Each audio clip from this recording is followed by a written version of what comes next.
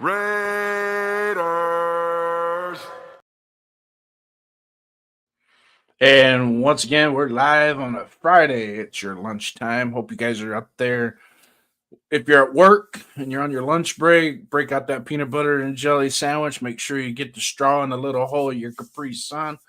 Make sure you eat your apple that your wife packed for you in your bag or your mom, depending. Sit back, relax, enjoy this little break, and hopefully uh, we can enjoy it together. This is Pride and Poise. I'm your host, JD Raiders First Downs, and today we're not going to do a mock draft. All right, we're not chasing rankings. We're not listening to analysts who don't wear silver and black. Today, we're building the Raider you want. Because somewhere along the line, the people forgot that this team is supposed to be not flashy. We're not doing this for clicks, not safe for approval, not built for almost a win. This is supposed to be a team that hits you in the mouth, controls the game, and makes opponents hate playing them. So today, Raider Nation, you're the GM. You call in or chat. I put call in. I want you to build your quarterback, your weapon, your defensive dog. I'm going to tell you straight, no sugarcoating. Does your Raider actually win football games? Or are we just building another team that looks good on paper? This is, so. But if you have that, this is your show, man. There's no excuses, no filters. Let's build something that we can actually look at like the Raiders want, what like we want as Raider fans, and do it the right way. But before we do that, got a little something for you. They tried to measure us by time, by place, by what already passed. But the Raiders were never history. They were built for what comes next.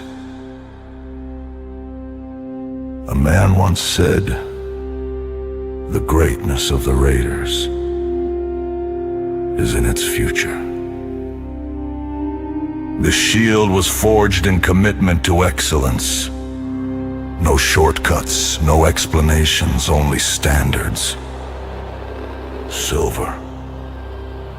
Black. Forever. Just win, baby.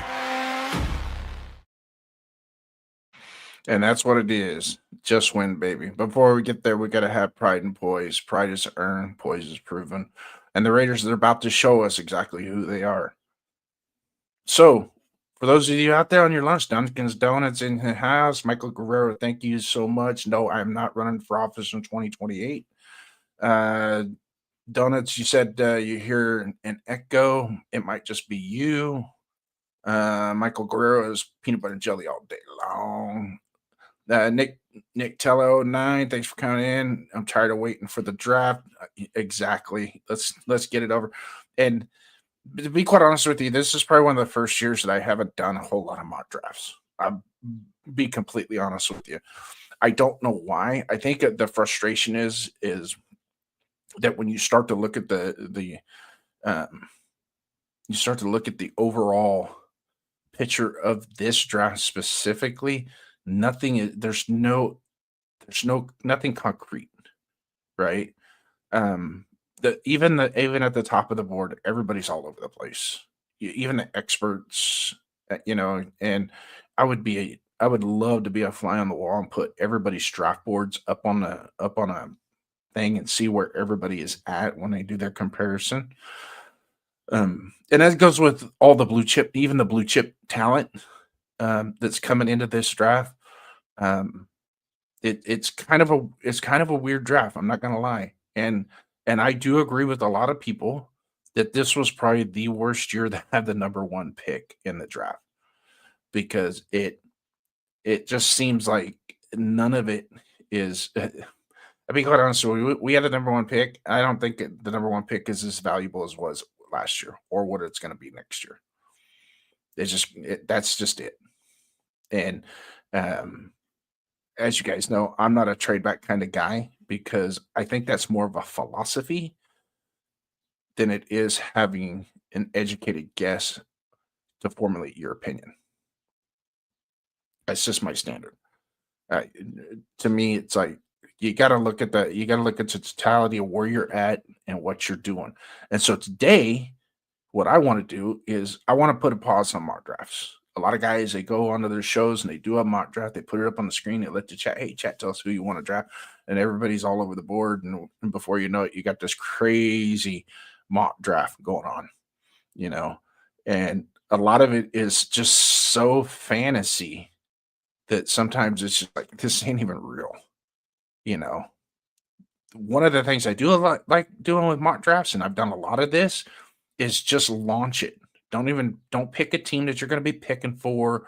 Just like if you're a Raider fan, don't pick the Raiders. I'm not going to pick for the Raiders. I just launch it. Just let the computer do the whole thing, and then pause it after each round and review and kind of give you an idea where people are falling. So when we do go into the draft next Thursday and Friday and Saturday, we kind of have a ballpark figure where people are going to fall. You know, and it's even like once we get out the top 50 to top 60 players in this draft, I start to go, whoa, where are we going with this? Now, I'm going to be honest with you, with my crew or my audience right now. I'm going to be honest with you. Out of everybody that's in the top 20, top 32 of this draft, I maybe specifically know of 11 or 12 that I've watched religiously. Okay. There are a few that are in this draft that are coming out that I haven't watched religiously. Some of those, I'm just going to name the schools that I followed this year because it's just, I started out with Penn State. I dropped them after week 3. I could see that was going to be a train wreck. I started with LSU. I dropped them after week 3. I can tell Garrett Nussmeier was going to be a train wreck. And I had high hopes for that kid coming into this year. I thought if he really ascended, he would have been a number 1 pick. I just, for some reason, my gut, because he just had that football acumen and the way he played the year before just had a lot of good intangibles to it. And I had a lot of hope for him. After that, it was right about week 3, week 4, because I watched, on the West Coast, I watch, Cal football's on 7 o'clock at night on Saturday. So if you ain't got nothing going on a Saturday night, you're going to be able to watch a Cal football game. Stanford, you're going to be able to watch them. San Jose State, you're going to be able to watch them. Fresno State, they're going to be on channel 58. You're going to catch one of those West Coast games, and you're just going to see people, and you start to pick those people as you're coming through.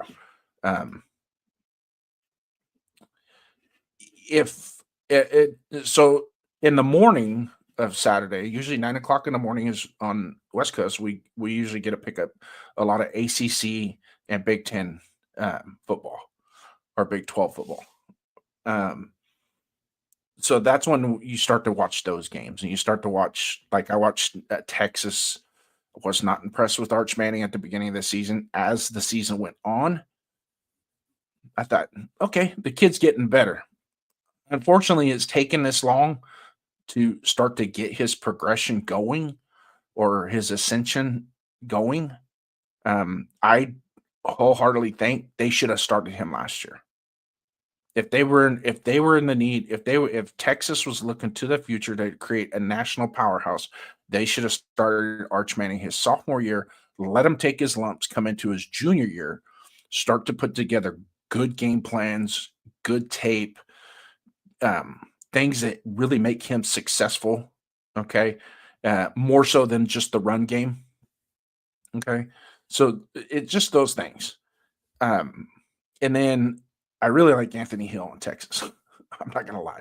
Watching that guy play live, that was a lot of fun. So if you guys get a chance, go back, look at some Texas games, just watch the games, turn the commentators off and just watch the games on YouTube. You'll see Anthony Hill pops. He's pretty good. I would like to get my hands on him. Unfortunately, we already got Nakobe Dean and Walker. So kind of like that. Would it be a waste of a pick? I don't think so, but it's like, where are you going to fit him in? because he's more towards the middle of the field. He could play some inside the box, but more towards the edge. He's not going to be like an elite pass rusher, but man, his speed and his athleticism and his downhill contact and how he tackles is pretty darn good. Watched him Oklahoma, only because the Mateer thing popped up on the radar, and I start watching him, and I was like, not really sold on that game. And probably a good thing he's going back. But our Mason I like watching him. For some reason, man, people would throw a flat route or an under route, and he would close and finish. And so I really like him. Watched a lot of Missouri. I know Severe Raider probably gives me a lot of crap. I know on one of his shows, he goes, "What, are you from Missouri?" No, I just watched a lot of them this year, and especially like the Alabama game. I was like, good God, that front seven is just, and their running back that they have is just something special. It was their quarterback that cost them that game. It was their offensive coordinator that cost them that game. They should have beat Alabama. They were the better team. That three-fourths of that game belonged to Missouri's defense. Zion Young, Chris McClellan, Jeremiah Trotter, they were oofing it, man. They were getting after him. And I know Ty Simpson had a decent game that game, but it was the other guys that weren't doing it. And I guess you could say, well, Ty Simpson carried them on his back. Well, okay. Guys. I mean, this ain't the same Alabama, but it's still Alabama. So they're still going to play good football. They're going to bring good football players, and it's going to be nothing's going to be Alabama's not going to be a pushover, right? Period. The end. They might not be the guy anymore in the block or in the neighborhood, but they still got some street cred. So you can't pass up on them. Got some more people coming in. This year's first pick is the most valuable. Mendoza is him. What's going on? Alex, welcome in. Robert Pena, welcome in, my friend. I didn't get a notification. Double check your. Sometimes what you have to do is you have to uncheck it and then recheck it. I notice we're getting a lot of that, and I don't know why. I'm going to try and dive into it a little bit more. I know usually about this time I'm running about 15 to 20 people, and we're at 7 right now, which is fine. This is I pick Fridays at lunchtime to maybe just kind of give a little bit of something to those guys that are out there on their lunch break that want to tap in, have a conversation. I might not be the greatest guy on YouTube or the best looking guy on YouTube by any means, but I could be one of the damn funnest ones on YouTube. So I will take that. But I haven't said everything that I've said so far, and what we're trying to accomplish with today's episode is that the Raiders don't draft a quarterback this year. Is the season already lost?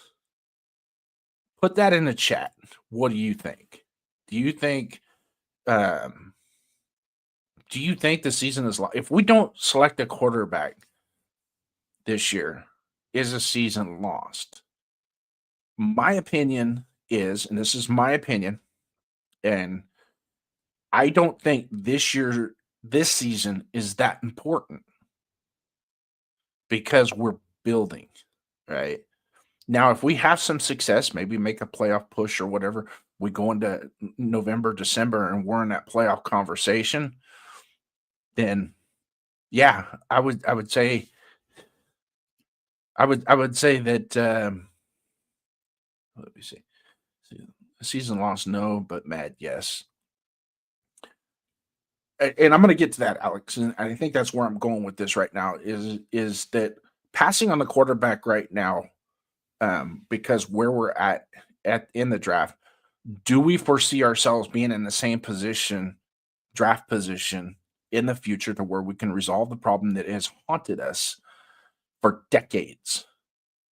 And let me repeat that, has haunted us for decades. For any of you guys that have been Raider fans, have gone to the games, watched it with a bunch of buddies at a bar or whatever, what is the one thing that always comes up? We need a quarterback, right?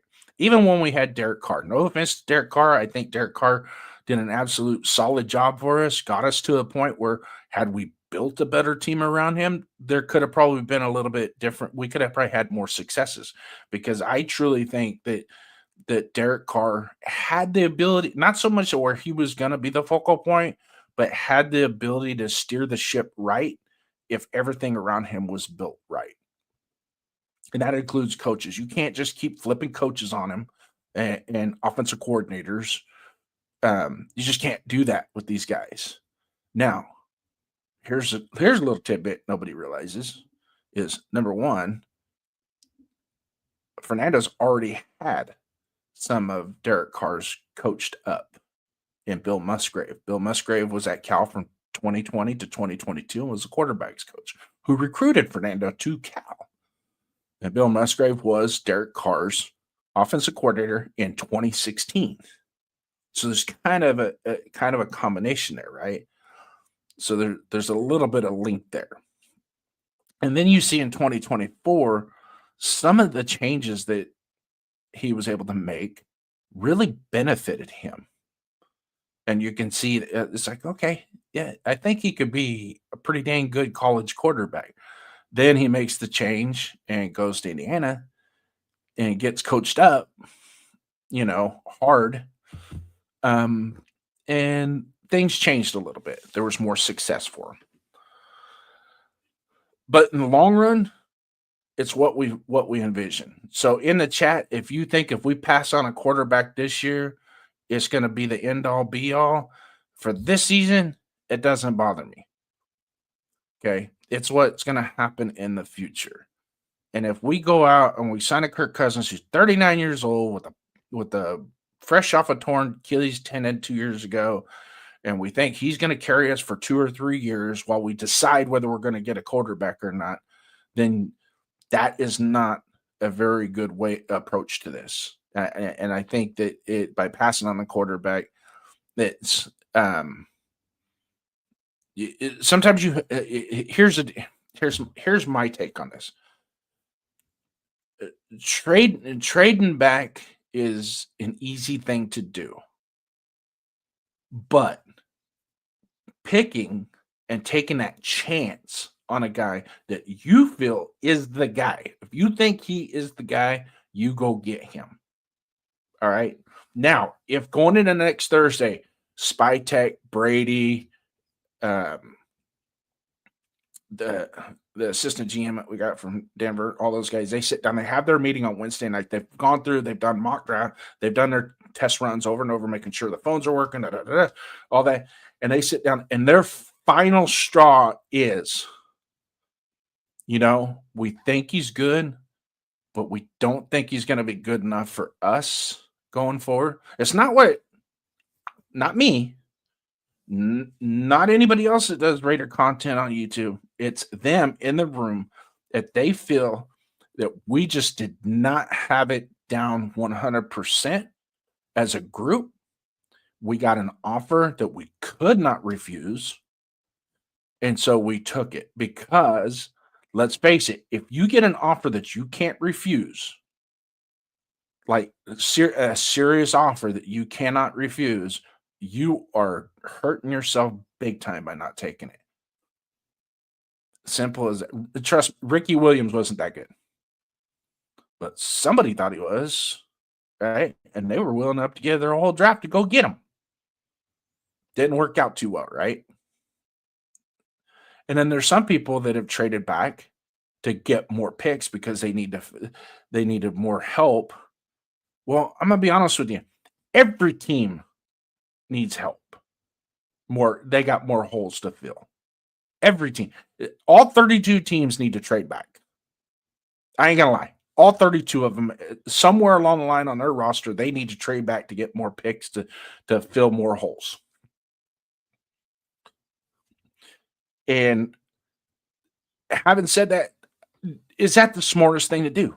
Because I myself, if you're constantly trade back, that's more of a philosophy. It's not an educated opinion. So you got to take it upon yourself. You got to you kind of got to do the work yourself. And I'm talking the total work. Okay. Don't just get to a point to satisfy yourself. You got to do the total thing.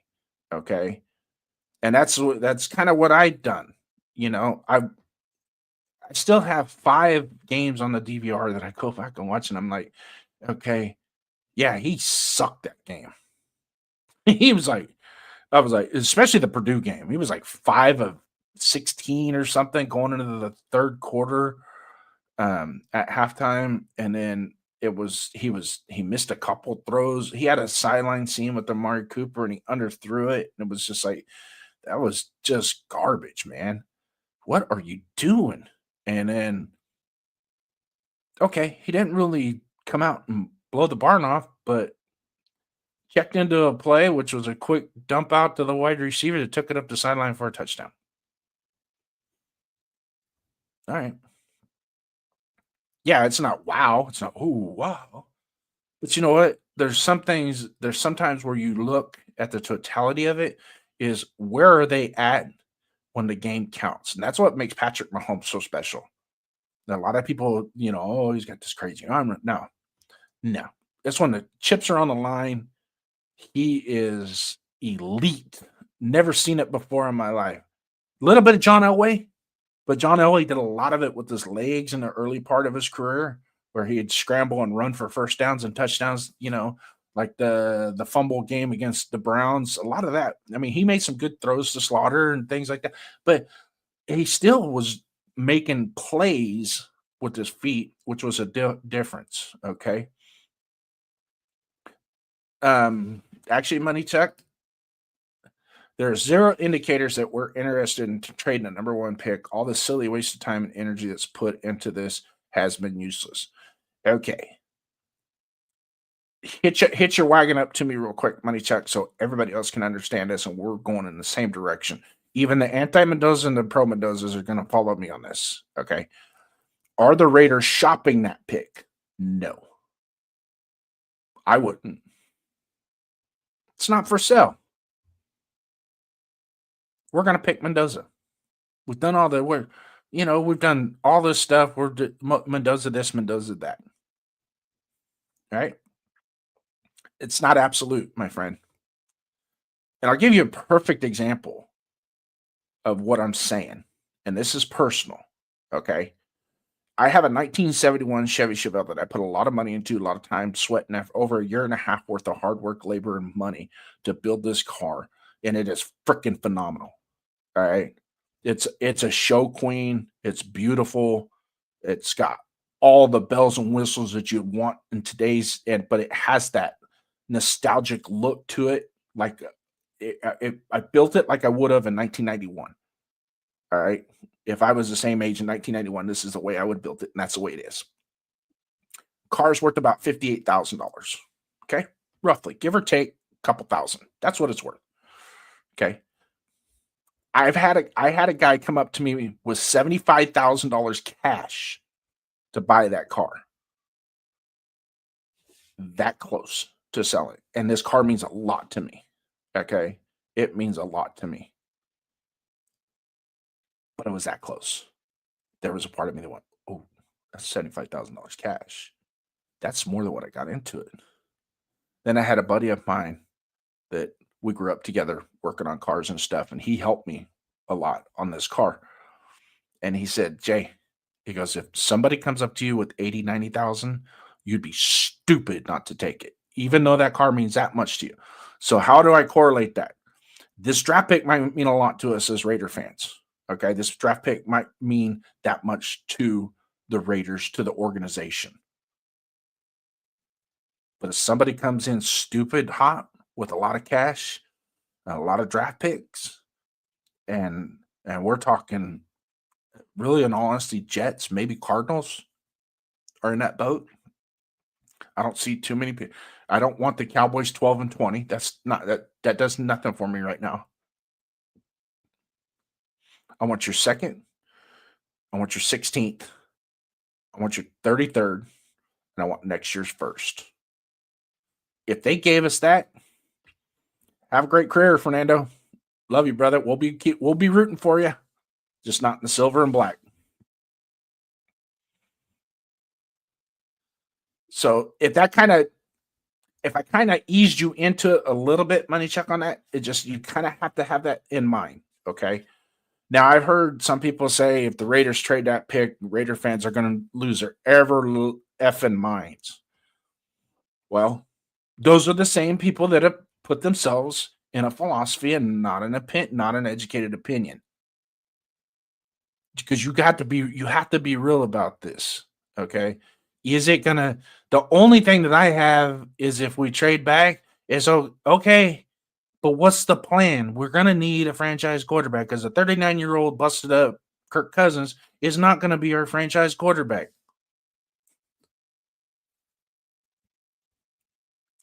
Just hoping the Raiders curse doesn't get a hold of Mendoza. Yeah. I'm gonna run through some chat here, guys. I know 805. Thanks for coming in, brother. I didn't mean to ignore you. Just a heads up, I'm going live with Leo tonight, and he's trying to set up a call-in number for the chat. It's people's opportunity to get me with the Fernando talk. Yeah. Only bad thing is 805 Friday nights is mama nights. So even like Jeff's like other guy, I don't really YouTube it after when the wife gets home at 5 o'clock. That's why I'm doing it my show right now. She's at work. So I kind of have to give mama time, because we're at that point in our lives, daughter's getting married, son just graduated college, and we're trying to, get this big house, and I still have my mom. So trying to figure out exactly where we're going to take, so we got to try and spend as much Friday time as we can because tomorrow we have a lot of things going on. She's got stuff with her family she got to take care of and whatnot. So, but I'll give it a shout out to you though. If anybody hasn't been to 805's channel, go to his channel. Does a really good job with the film review. I really like it because he finds some stuff that I wasn't even paying attention to. I wish I could sit in the room with them and kind of point out some of the things that I see that even on the negative side, because you gotta be able to pick out even your superheroes. You got to pick out the kryptonite, be able to identify the kryptonite. So get back to Raiders college film wasn't anything to wow back then either. Just hoping the Raiders curse doesn't. Yeah, Brady built himself with the Patriots. That was he was able to take advantage of the resources that he had with New England and build himself. And even first Super Bowl Brady wasn't special because if you remember the next year they went 5-11, I think. The next year. And of course they had a lot of injuries, of course, but it is Patrick Mahomes played a lot of RPO based attack run pass ups. This is a good point and this I'm not going to name names at it, but even Spytech identified this the other day in his press conference that pretty much every college football program out there does not run an NFL based offense. They might have bits and pieces of it, but they don't. And every draft pick in the last 20 years, to be quite honest with you, every quarterback that's come into the NFL had to adapt to some of the NFL concepts and what is more important and what's not more important to be successful as an NFL quarterback. I mean, there's been guys that were lights out in college and they get to the pros and they get a heavy dose of reality. And it's like, that's just not the way it is, my friend. Bryce Young is most recently is a perfect example. He had a plethora of success at Alabama. And then when he gets to the pros and it's like, okay, son, you're the number one, go. And no resources in play. There's no, I don't think the coaching staff was prepared for him. Which is very important. If you're going to draft a quarterback number one, don't you think you ought to have some people in the building know what the hell they're doing with the quarterbacks? I'm not bueno in the house. Robert Pena, salute to you, brother. Yeah, I saw that. If you're going to Bakersfield, dude, if you travel up, if you're going to go hit up 99 and head to Sacramento, man, give me a shout out. I'll shoot you my address, swing by, maybe have lunch or something. You know, Bueno, thanks for coming in, brother. Here at work listening. How about you, Pena? Hope all is well. Hope your guys' lunch is good and I don't make you regurgitate it because that would be a bad thing. I want to leave a positive taste in your mouth, I guess. Getting ready for Bears. Yeah. All right. So we got a lot of chat back and forth. Uh,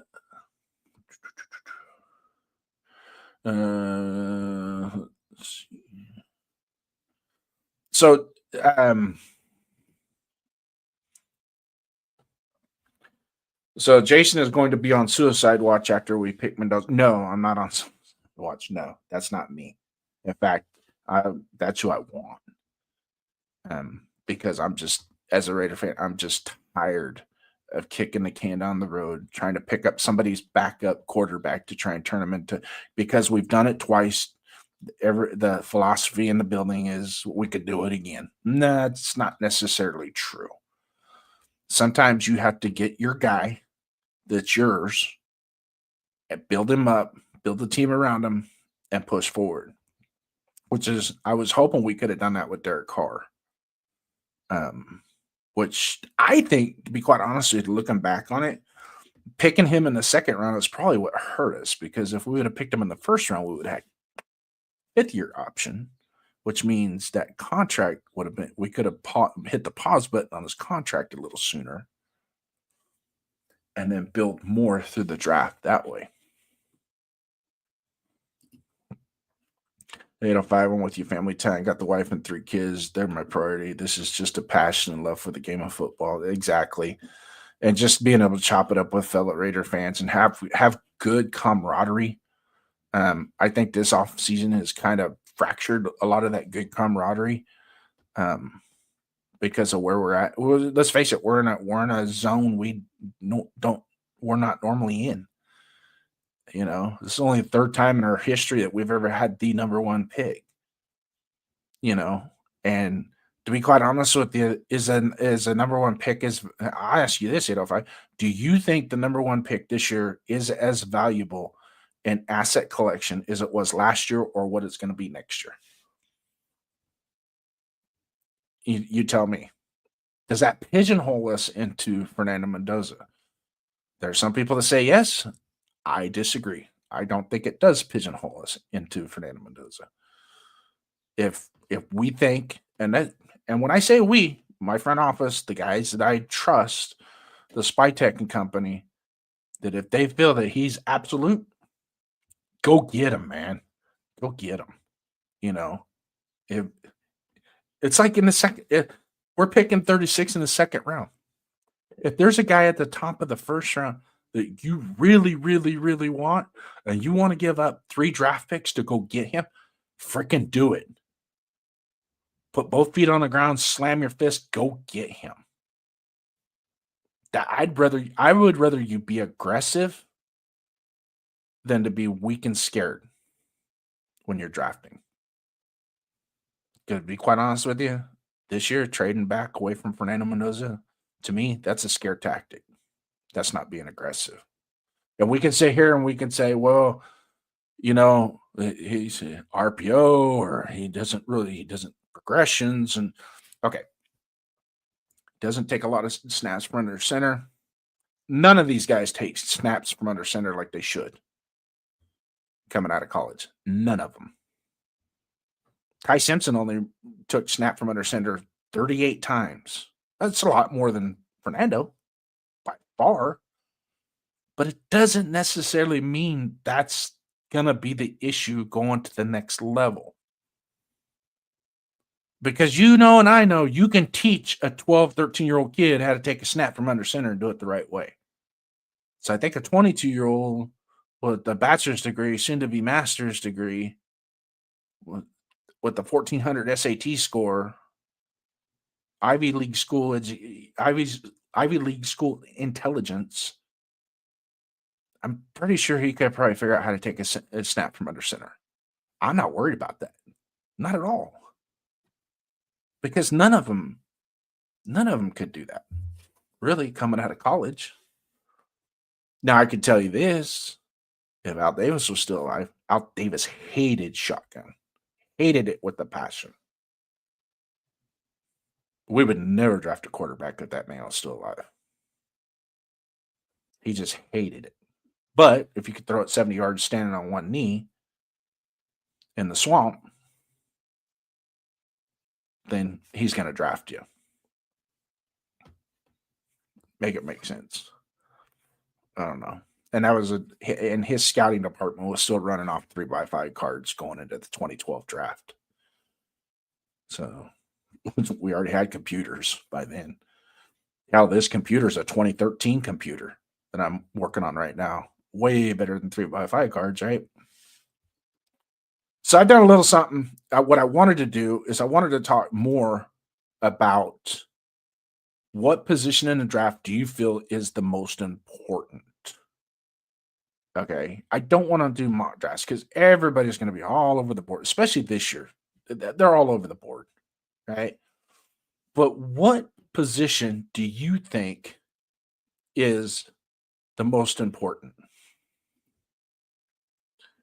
So I kind of narrowed it down. I can only do 4 choices on the poll, but I'm gonna throw this poll up there for you.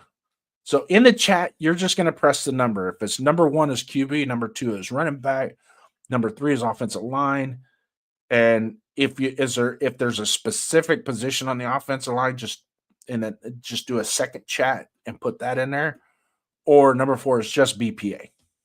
All right, best player available. Because let's face it, best player available is going to fill any need on our team. I think the only position that we don't need to fill in the draft is tight end. And I'm telling you guys right now, if you look at some of the top 40, 50 and how they're categorizing these guys, they're pushing us at tight end. The 36 is going to have more tight ends in that area than what we care to enjoy, which just sucks. It's like the top of the board, the top 3 guys on the board are all tight ends. I got to reach back to the number 7 guy on the board to, just because the position of need. Who knows? Let's see. I think the new Mendoza song Graphic Raider made just turned me into Team Trade Back. I have one that's pretty cool. Let me know when you want to hear it.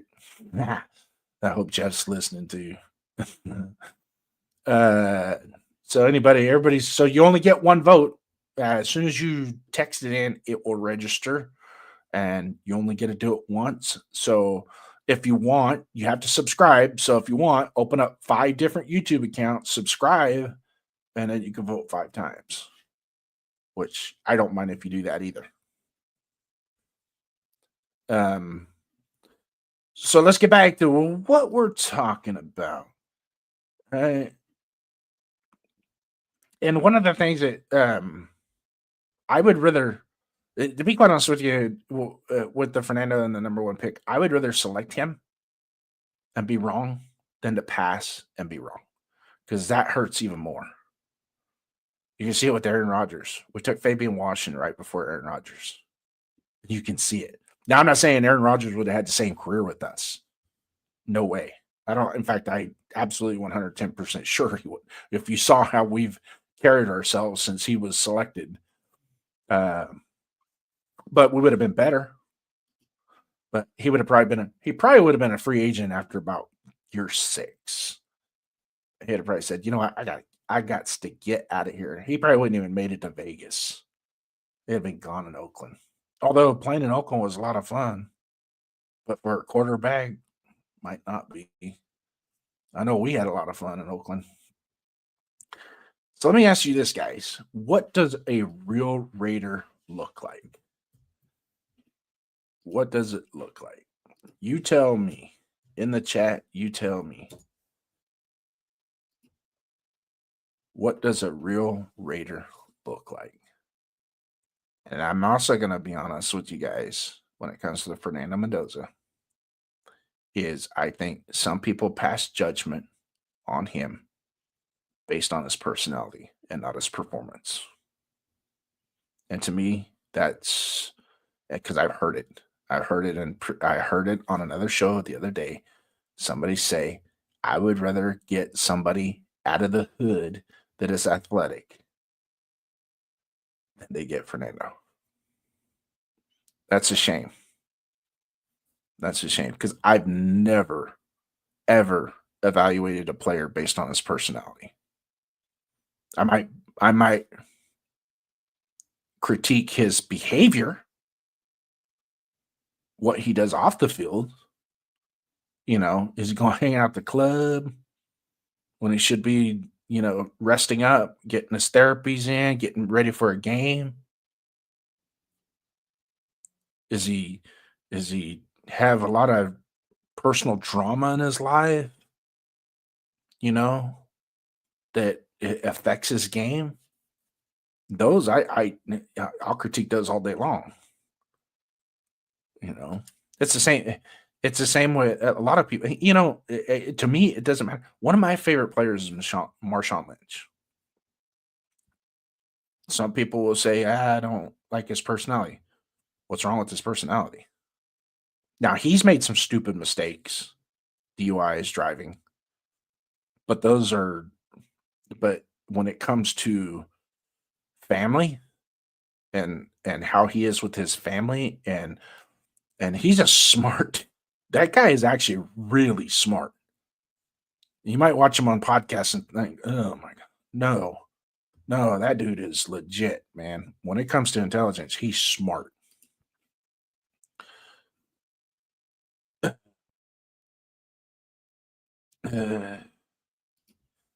Uh, did I say I was biased and wants NorCal players? So I said, nah, no, I don't think, unless you're talking to somebody else.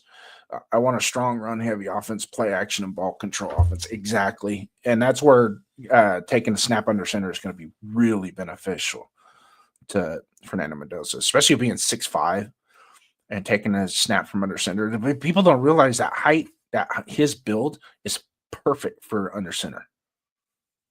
Perfect. Now, when you're 6'1", 6 foot, or a stretched 5'11", you need to be back in shotgun to be able to see and read it gives you a better picture. But when you're 6'5" and you stand up and you look and you're checking, where's the mic, where's the strong safety? Okay, or they're showing cover 2, but they're going to switch to quarters in just a second because that's what that guy right there likes to do. He's got his shoulders turned outside, not inside. So I'm going to check to a run.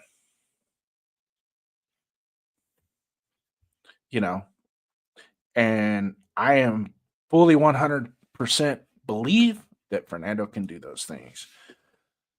Last week, Jason, you mentioned all the players in the draft that had the opportunity to knock Fernando's dick in the dirt. It was a masterclass example of a perfect response. That's just it. I'm not going to here's the thing. I am not going to cherry pick certain parts of it. Evaluate the whole thing. Okay. What does well, here, we'll do this right now. 805, you want to have that conversation? Let's talk third down efficiency. Talk about it. You mentioned, let's see, you mentioned that Fernando had the 60th rated schedule versus Ty Simpson had the 15th strength of schedule. Okay. All right. I get that. How many top 25 defenses did Fernando face versus Ty Simpson? That would be 5 top 5 defenses that Fernando faced towards the end of the year. Ty Simpson had 4, one of which was Ole Miss. And I didn't think Ole Miss's defense was that good, but statistically they were top 25.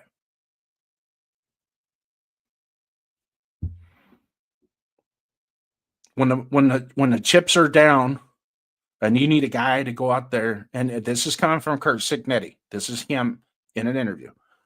We knew in certain games at certain times when we needed to depend on him, we could depend on him, and he got the job done. That's what I'm looking for.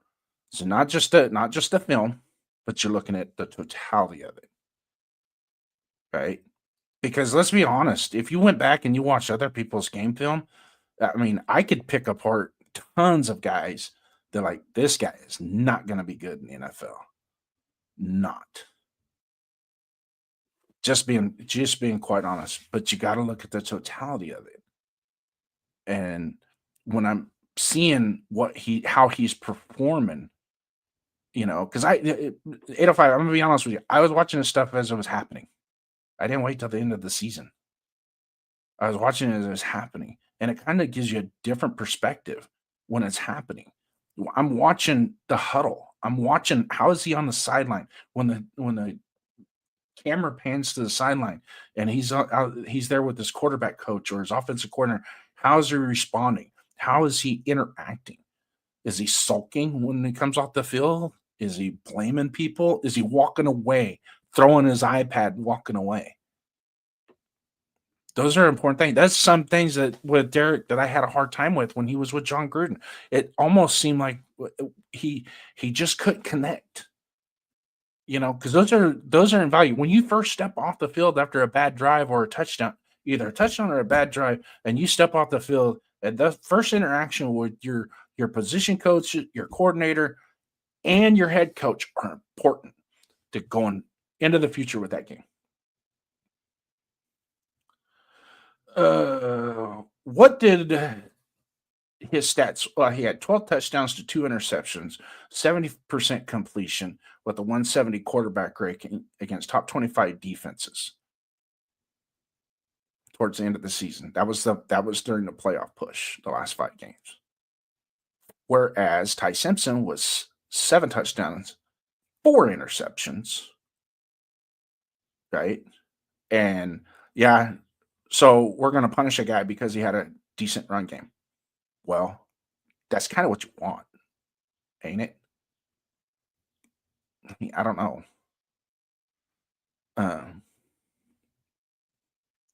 Let's see. Mendoza was average at best, and the defense gave up an average of 16 points per game. He only had moments. What moments did he have?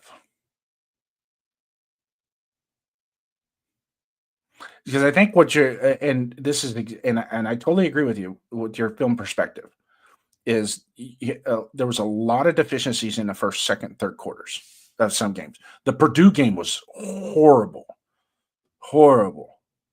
And the same with Penn State. Penn State, the running game was getting locked down. He was trying to bail out of.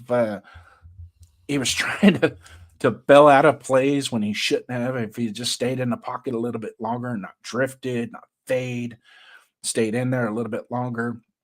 His progressions, absolutely. He comes off a number 1 or number 2, or he sticks with number 1 and number 2, or he goes from 1 to 3, and 2 was getting open, which would have been a stronger play. Absolutely. I get that.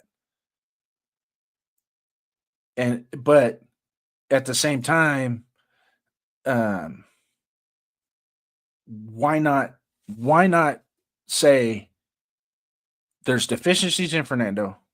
I don't feel he's the number 1 value pick, right? But there are some things, and you might not want to admit it, but there are some things in his game that do translate to the NFL. His precision, his accuracy, his ability to throw in spots that he needs to complete those passes. Now, I heard he only throws back shoulder fades and go balls. Well, let's go back to an interview of when he first came to Indiana. There's an interview where he specifically, his one of the first people he met when he was stepped on campus was Elijah Surratt. Elijah Surratt told him and said, "Hey, man, this is what you need to do. Study the go balls. We're going to work on go balls, and I want it back shoulder fades." So they started working on it, and then old Charlie Becker come in, and he's working on back shoulder fades, and Omar Cooper is working on, and they start programming that together, which made them who they were on offense. Was they an elite offense? They had a great running game. Not gonna knock that. They had a good passing game. Was it like, wow? It was efficient, got the job done. But when the totality of it is, or what I'm looking for is when the money's on the line, chips are all the chips are in. Is he going to blink? Because Ty Simpson blinked. He blinked. He pissed down his leg against Oklahoma.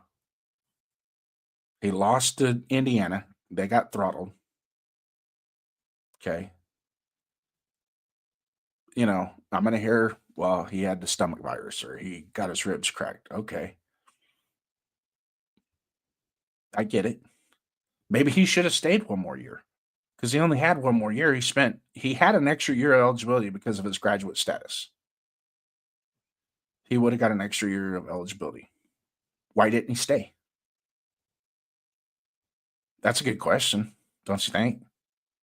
Because towards the end of the year, you watch Ty Simpson towards the end of the year, he was not the same as he was at the beginning of the year when he was playing University of Louisiana Monroe, or when he was playing Wisconsin, or when he played.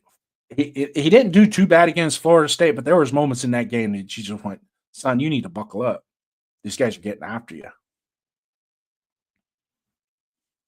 Decent run game, fourth best run game in the country, second best in best defense in college, top 3 O-line in college, 5th least penalized team. He has moments. He rarely ever took over and dominated a game, which kind of means he didn't have to, right?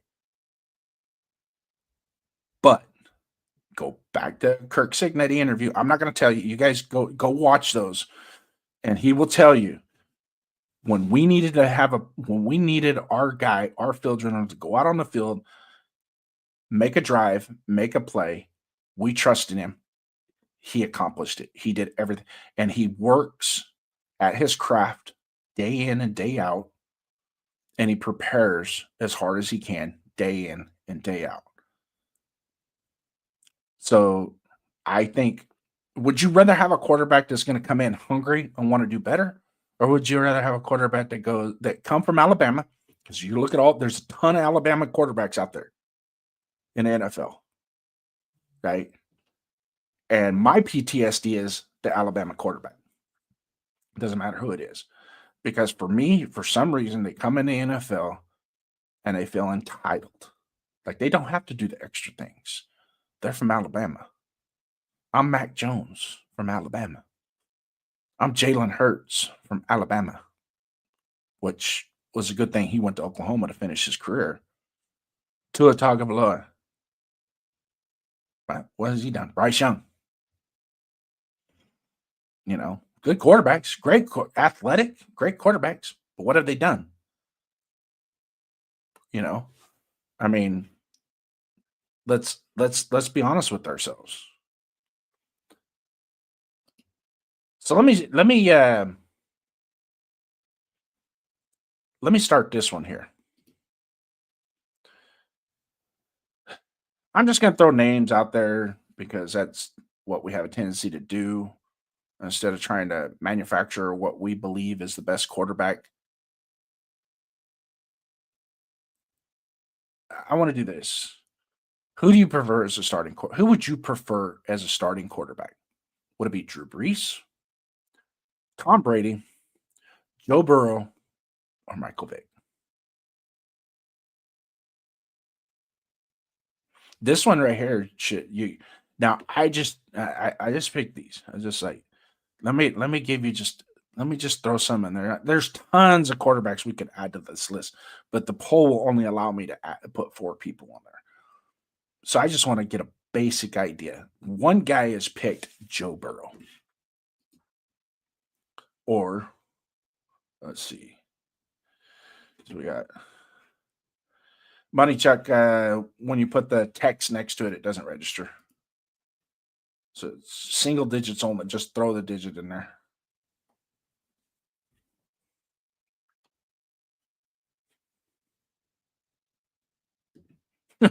Donuts. I'll take 3 because he's the only one playing now. That was funny. All right, see how that worked, Money Chuck. If you saw what Money Chuck just did, is if you put the number and then a text, it won't register. Put the number, hit send, And then if you want to respond to your number, then do a second chat. That's how. Otherwise, this poll will not register that.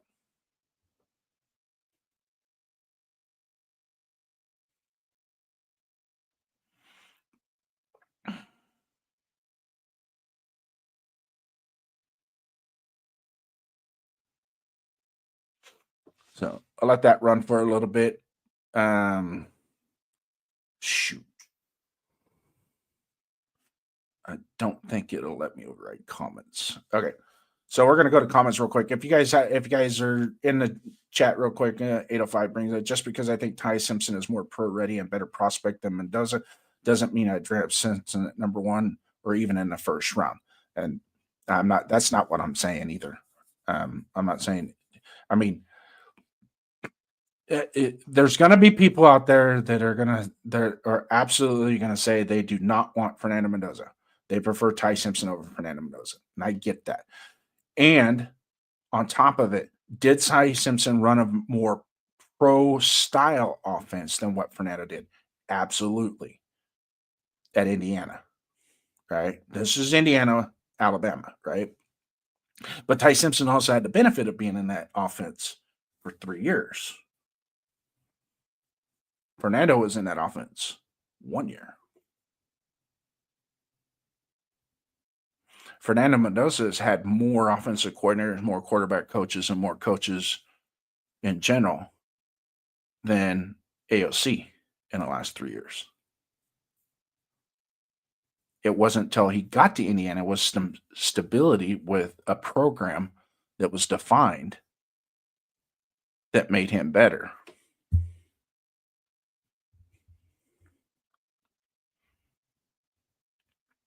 So, because with it, I mean, it is what it.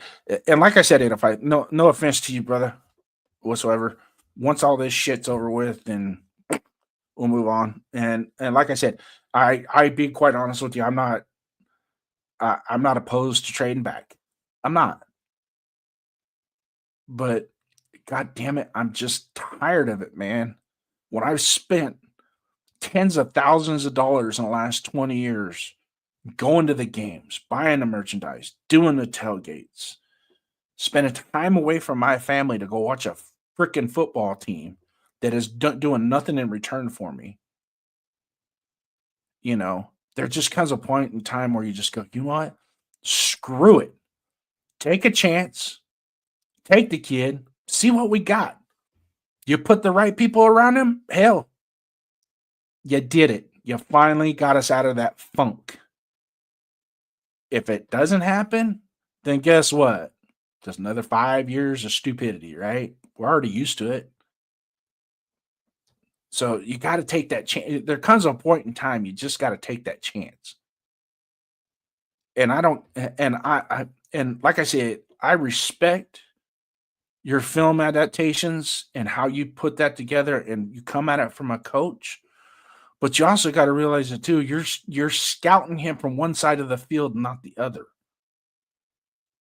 You have to look at both positions. Okay, what does he do right? Have you done that? That might be something worth doing. Yeah, it might. And I don't want you to change your opinion. That's not what I'm talking about. I don't want you to change your opinion because you got to, if you're going to have an opinion, stay pat with it, but have something to support it. And that's what the greatest thing about you is. You have something to support that. I kind of wish you would have done it earlier, you know, and so late because then it would probably lean a little bit. Yeah. Here's a great point right here. And for those of you guys that I used to hate Brady back in the day, let me bring this poll back up. Any of you guys want to get in our chat? Drew Brees number 1, Tom Brady number 2, 3 is Joe Burrow, 4 is Michael Vick. I see Brees and Vick are not getting any love. But there's a lot of Joe Burrow. And Mind you, I like Joe Burrow. Don't get me wrong. I like the guy. But he is not going to be. He'll have a Hall of Fame career. So did Dan Fouts, had a Hall of Fame career. Fran Tarkenton had a Hall of Fame career. I don't care if Mendoza has a Hall of Fame career. I don't. Put some trophies in the box. Is he going to do it himself? Absolutely not. No way is he going to do it himself.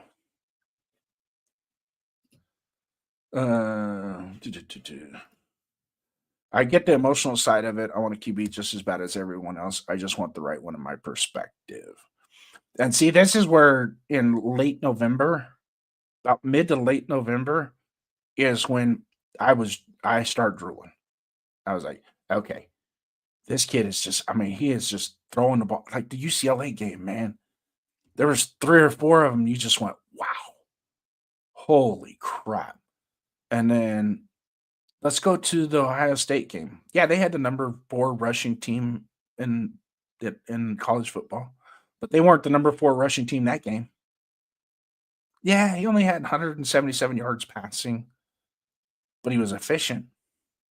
He didn't cost the team the game, right? He didn't put the ball in bad spots to cost him the game, right? Didn't fumble, didn't throw interceptions at the wrong time. And when he was asked to make the completions to get their team into scoring position, he did that. Okay. He hit Charlie B on a post corner early in the game, get him in scoring position. Hey, if you guys, any of you guys other in the chat or just sitting here watching me and 85 go back, I'm gonna call the wife here in a little bit. Hopefully, I can get out of eating Chinese food for once on Friday night, sitting around watching Disney movies. We'll see. I've stated many things that I like about Mendoza. People just don't hear it or forget about it. Once I start mentioning the question marks I have, it becomes the "you hate Mendoza" comebacks. I don't think you hate Mendoza, really. I know the thing of it is I know you see the value of the number 1 pick, and it has to be. It's almost like there's a certain level that person has to be that guy at the number 1 pick. I think the only problem that we have this year is the entire draft puts us in this position. You know what I mean? It's not the media. I'm not blaming. I think the entire draft. You look at some of these conceptual draft boards that people are putting out. Even, usually you can find like Daniel Jeremiah and Kuiper and McShay and all these guys, these gurus. I know everything about draft boards and stuff. Usually when you see their draft boards, there's maybe 1 or 2 little tweaks here and there on a guy in the top 15, top 20. These guys are all over the board.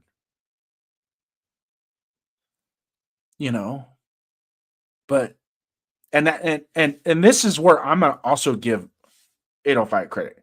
He doesn't hate the kid at all. I've never seen him in any of his shows talk about his personality, his culture, or who he is. He goes strictly off of what he sees on the game film. And my only pushback to him is, yes, those are the RPO, the one read release type stuff. I get that. That doesn't translate to the NFL. But just like Spy Tech said, they all do that. So as an NFL franchise, you have to have the ability to fix that. If you don't, then that's what's going to happen. So this is where like the Bryce Youngs and certain people in the NFL, they got drafted number 1 or number 2 overall, and they came from those college systems that were identical to that. Where they struggle is because they get drafted by a team that is predominantly a defense-oriented franchise. Okay, that somebody that they got a defensive-minded head coach, but yet they're going to go get this guy here. And it's not until you go, okay, the marriage of coach and player is ultra important. It does not matter who the guy is coming out of college. It does not matter, what they're, it has to do with the marriage of the coach and that player. And sometimes it might not be the head coach, it might be the offensive coordinator and the quarterback coach specifically. Okay, so you can have a defensive minded head coach, but you have one of the premier offensive coordinators and premier quarterback coaches, along with other resources around him that can elevate him to that point. Right. So we all know Bill Belichick was more of he was a defensive coordinator, right? He was a Super Bowl winning defensive coordinator with the New York Giants. But he knew that he had to understand every aspect of the game. That's why a lot of his assistant coaches, he would have he'd have a linebacker that he coached as a linebacker through college or the pros, but he'd make him a tight ends coach. Go coach the running backs. Go coach the tight ends. You need to learn those, refine those if you ever want to get to the head coaching level. Let's see. More outside of the.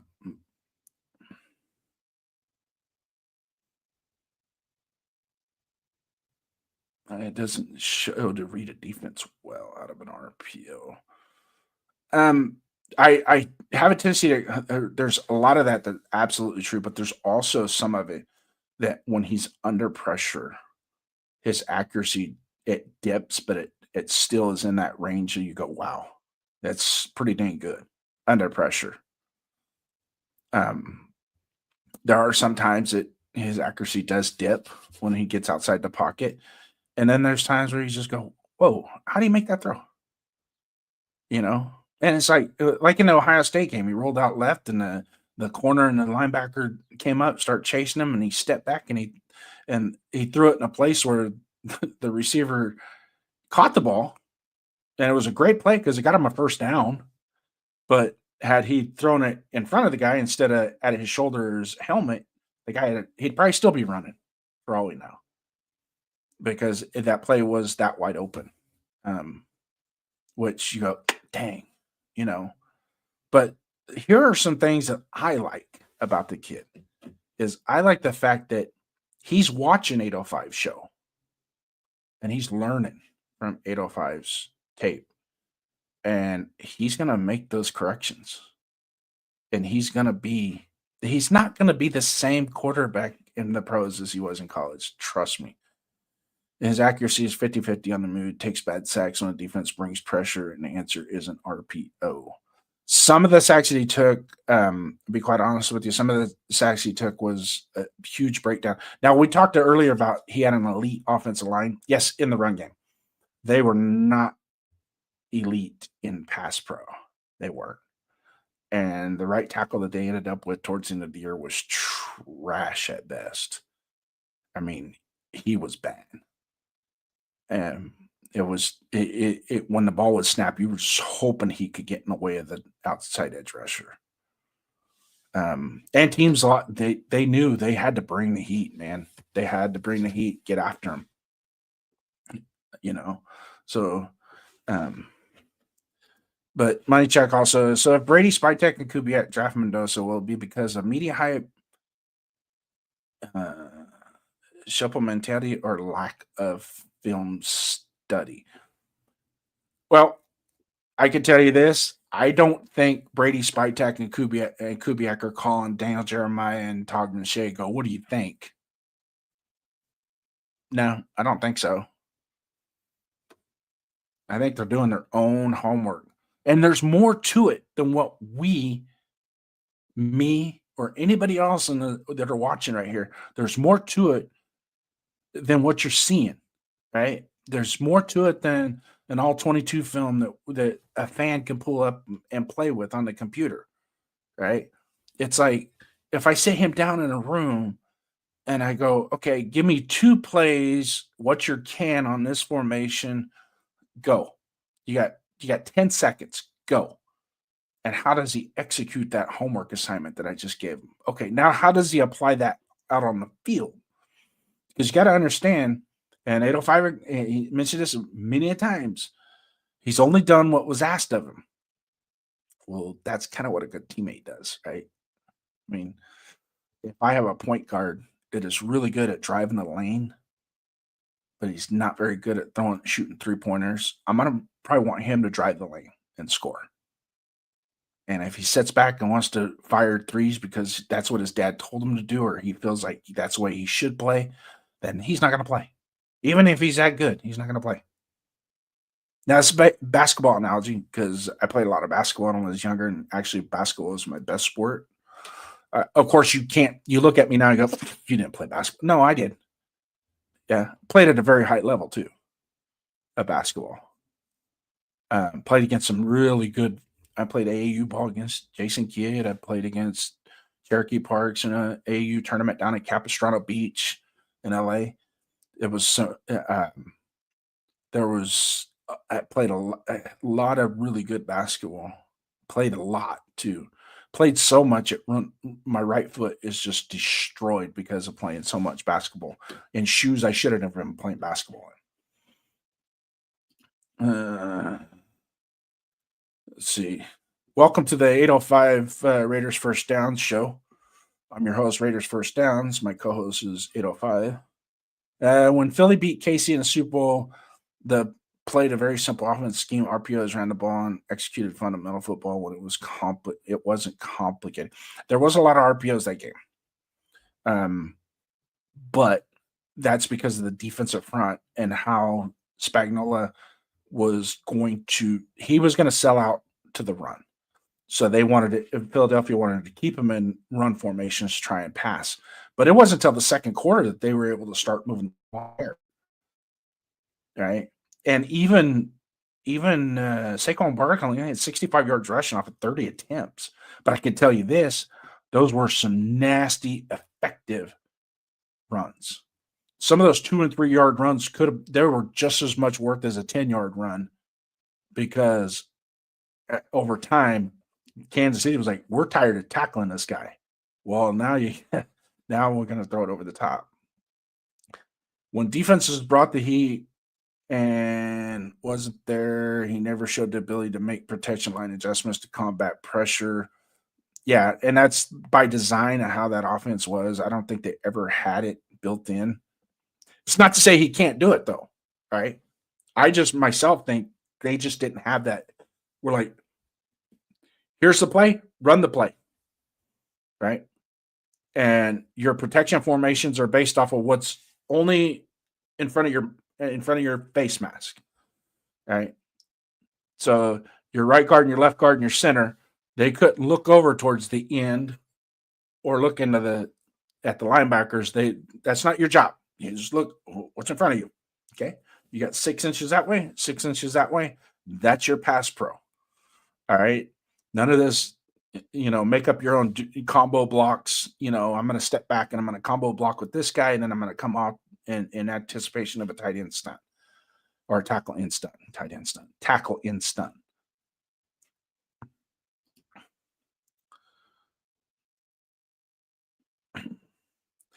Is Mendoza supposed to call his own plays when what they did all season got them where they were?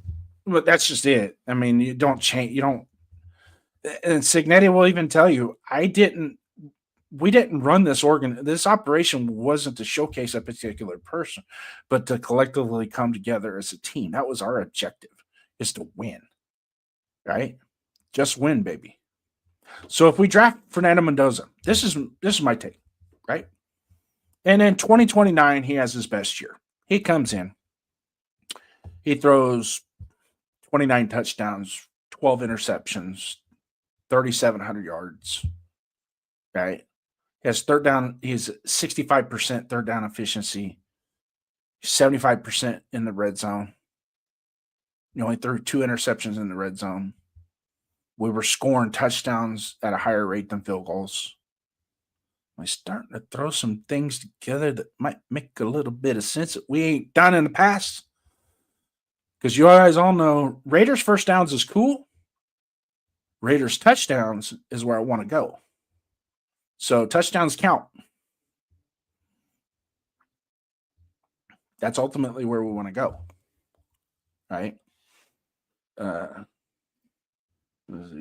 No, and what they did worked. It's not his fault, but in my opinion, at least question marks on what he is capable of doing consistently at a high level. That's where we got to go behind closed doors, 805. We got to go behind closed doors. We can't just see. And what I'm seeing with the tea leaves that are being dropped on the ground of, and these are like interviews from October, August, September, October of last year. It's like, okay, it's just like I said earlier, his back shoulder fades. He ran a lot. He threw a lot of back shoulder fades. That's because of Elijah Surratt. Okay, that I thought the same thing. And I see this interview, and I go, and it's like, yeah. First thing he said, he goes, when I first got to Indiana, one of the first people I met was Elijah Surratt, and he told me, he said, we need to work on the back shoulder fades, right?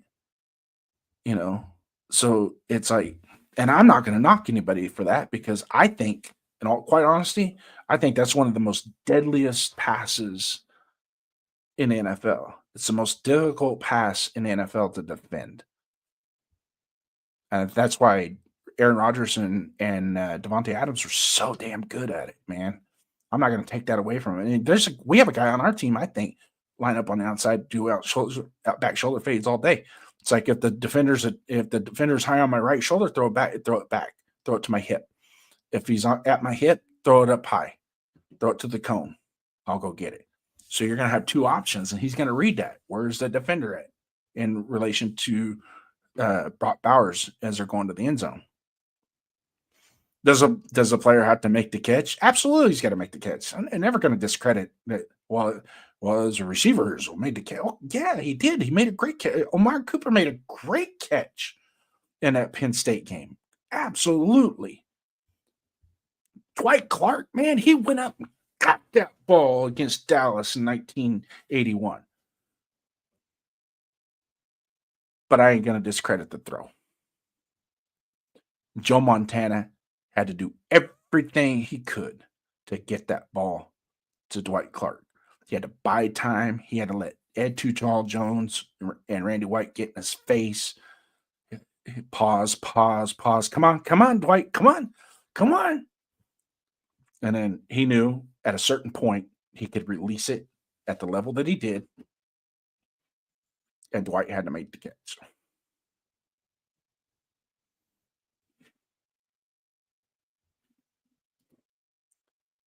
I'm not Bueno's coming in with 805 is very valid, and I'm not discrediting it. And what I appreciate is the fact that he's done that. Right? He's done that. Go back and look. Okay. Now I've gone back and looked, but I see things that are just like, okay, I'm not going to overlook this, folks, because if you watch Patrick Mahomes, Texas Tech, final year at Texas Tech, you'd be like, you're crazy drafting him at number 10. That dude is a liability. He just wants to run around, hold the ball here, throw it wherever he wants, when he wants. You know, yeah, he had 700 yards passing in one game. Okay. But how many interceptions did he have? When did he have the interceptions? Because you throw for 550 yards and 5 touchdowns, but you throw the game-winning interception, what good does that do? Well, you had a great stat day. Right? I mean, it is what it is.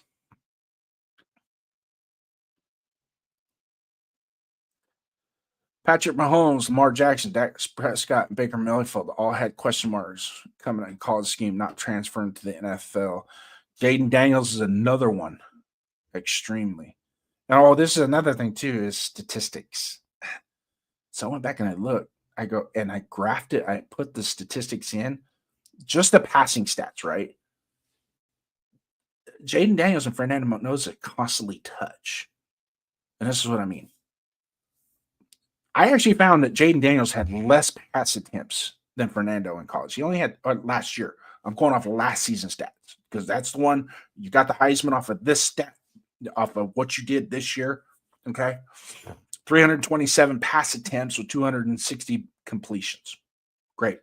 72.2% completion. Outstanding. 3,812 yards, 40 touchdowns to 4 interceptions. Won the Heisman. That's his passing stats. Now, he did have 1,100 yards rushing and 10 touchdowns. Great. Got it. That's part of your game. In college, that translates very well. In college, that does wonders in college. See Tim Tebow at the end of the stage. Got it. Did a great job. Okay. But I just gave you the stats for Jane Daniels. Fernando Mendoza is not far behind, right? 378 pass attempts, 270, I think it's 273 completions, 72%. So it's only 0.2% off, right? He had 41 touchdowns, okay, and 6 interceptions. So he had one more touchdown, 2 more interceptions, right? And those are the passing category. That's the comparison of the passing statistics. He only had 290 yards, I think, rushing. Fernando did, but he had 7 touchdowns rushing. Pretty good, right? Versus 10. So there's not a whole lot of. I mean, you don't score points with yards; you score points with touchdowns, right? So touchdowns count. Yardage is nice. Touchdowns is great. Touchdowns win championships, right? The objective is, and I heard this. This is. I think is Booger McFarland, one of the stupidest color commentators you could ever have. Well, tonight, if the Raiders score more points than the Chiefs, they should be able to win the game. That was his take. And I about fell out of my chair. It's like, oh my God. And they paid this guy millions of dollars to come on here and do this. Some of us would do it for a ham sandwich and a beer. And some of us would just do it for the ham sandwich. I don't disagree. It's just that 80% of what he's asked to do is about 20% of what he'll do in the NFL. Actually, I think you're kind of exaggerating some of that. Because even NFL teams do run a lot of RPOs, single read, get the ball out. There's a lot more. Kansas City actually runs RPO 20% of the time.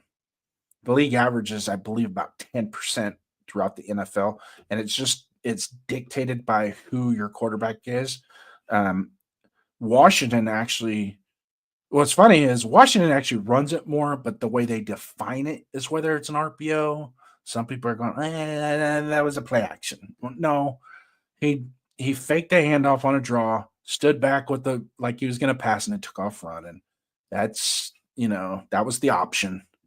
The option was there. Josh Allen was an inaccurate gunslinger who didn't take care of the ball or win much at Wyoming. Now he's at Wyoming. It boils down to this. Who do we trust more? Those who run or watch YouTube fan forums, or Brady Spytek and Brady? Or we'll just say Brady, Spytek, and Kubiak. I think you skipped that. Well, I don't want to put words in your mouth, but there we go. It's the next text. Sorry.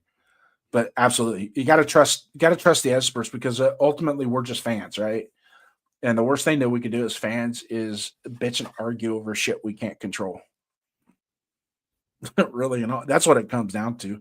I just like to give my opinion. I'm not changing the one thing I do is not change somebody's opinion as long as they can validate. And 805 can validate it 110%. We just have a disagreement on it. And there's nothing wrong with that. There absolutely is nothing wrong with that. It's just how far you take that disagreement is what makes it an issue. All right. Justin Herbert should have been a Commander, Lion, or Dolphin, but people were worried about his scheme inflating the numbers and not seeing elite arm talent and physical tools. All right. So I'm going to hit pause on the elite arm talent when it comes to Fernando Mendoza. Is it elite arm talent? I would say it's above average to just above average, not elite. When you start talking elite arm talent, Herbert's there. So is Josh Allen. Joe Burrow has elite arm talent. And Joe Burrow is not so much based on his velocity, but just how he spins the ball and how it's such a catchable ball, and it's always in a place it needs to be. what are some of the other ones? Patrick Mahomes' arm talent is absurd. I would say you have elite, then you have all right. That dude's crazy because he just um, Lamar Jackson, I think, has elite arm talent, but lacks the decision making to go with it. Um, and so, and that's and so elite arm talent. No, Fernando does not have elite arm talent, folks. Hit the brakes on that. He doesn't. He's got average to above average. Um, his where you're going to see Fernando Mendoza have success is what he does starting Monday through Thursday to Friday to Saturday to Sunday and how it translates out onto the field. Okay. So there are some people that can watch game film, and there's some people that can just go, aha, I know what the hell I'm watching. And there's some people that watch even Fernando's that there's some guys out there in the ether that have put game film, and I'm like, holy crap. It's like, oh my God, he did look off that safety. It doesn't look like it because his head's in one spot. But when you see it from the backside, it's like it's real subtle because now all of a sudden you see his feet shift to the left and his head go snap, throw, it's out. And it's on target. So, but if fans are butts, they all drive us nuts, right? But we look at the core of what he brings. Prototypical 6'5", 236, runs a 4.7 40. Has average to above average arm strength, possesses the knowledge and skill to adapt to any offensive system that is provided to him. These are his scout. These are the matrix on his scouting report. Then you go and you watch the games, and it's like, okay, wasn't really impressed, especially the Purdue game. The Purdue game, I can name Penn State, Purdue, Iowa. The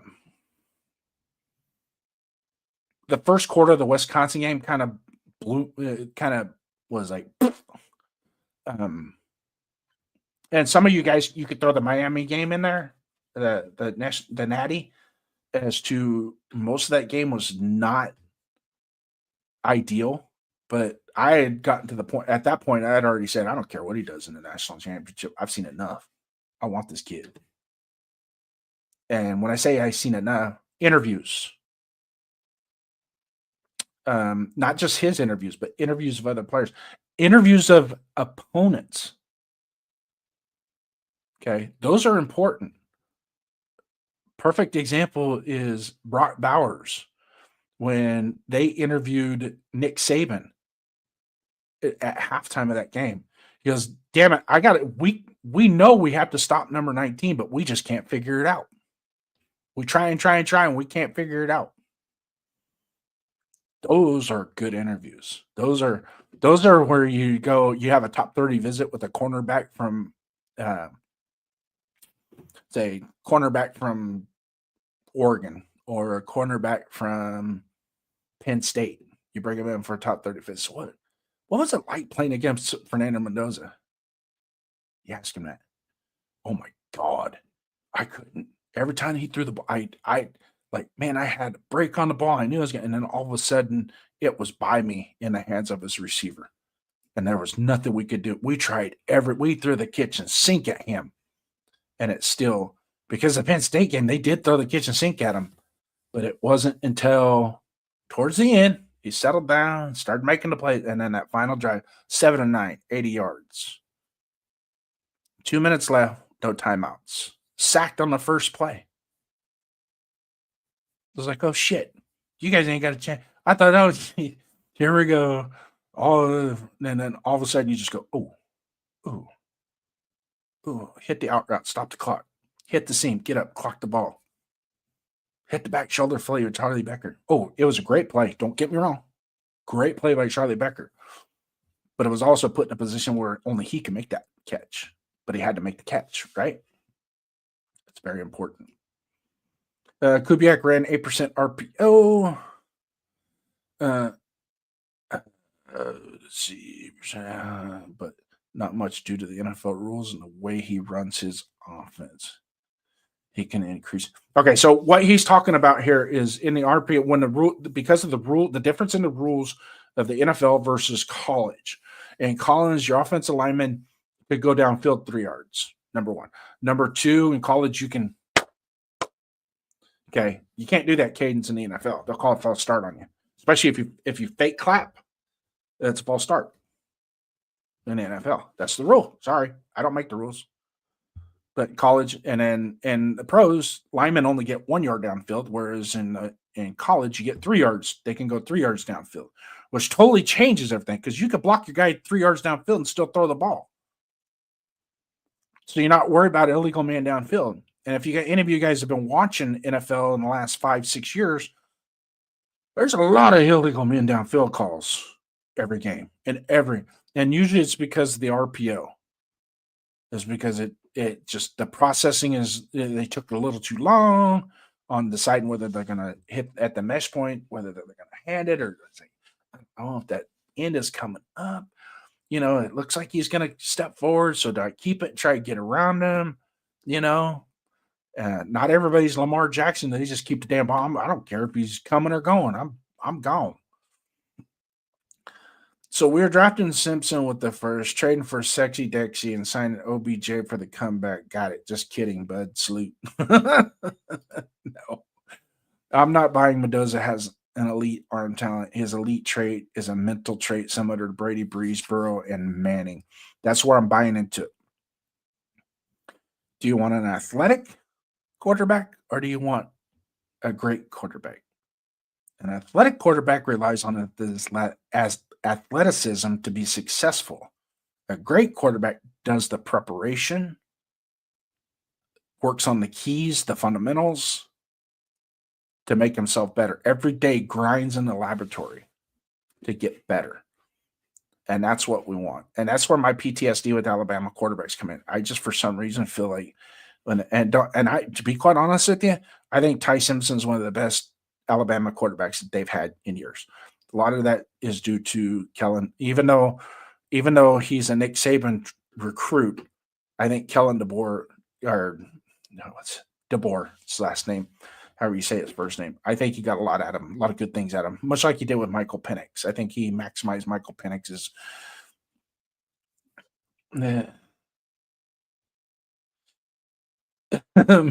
Mendoza's arm is perfectly fine for the NFL. See, I can say something positive about Mendoza. Better screenshot it. And listen, and that's fine. But here's the deal. This is what I don't like. Is I don't like if you're going to take cracks at the kid, take cracks at the kid. Don't take cracks at the kid, take cracks at the game. Right? That's where I have a big issue. And prove me wrong.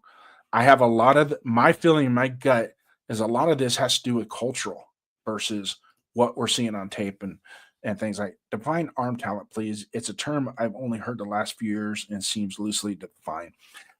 Arm talent, you're kind of right in a roundabout way. I think the definition of that has evolved and changed over the years, but mostly I think when we refer to arm talent, it's just basically what this provides: speed, accuracy, velocity. How does it spin? A lot of people don't realize this, that you can throw a football 100 miles an hour, but if those laces don't rotate at the right, you have the right RPM, it's not a catchable ball.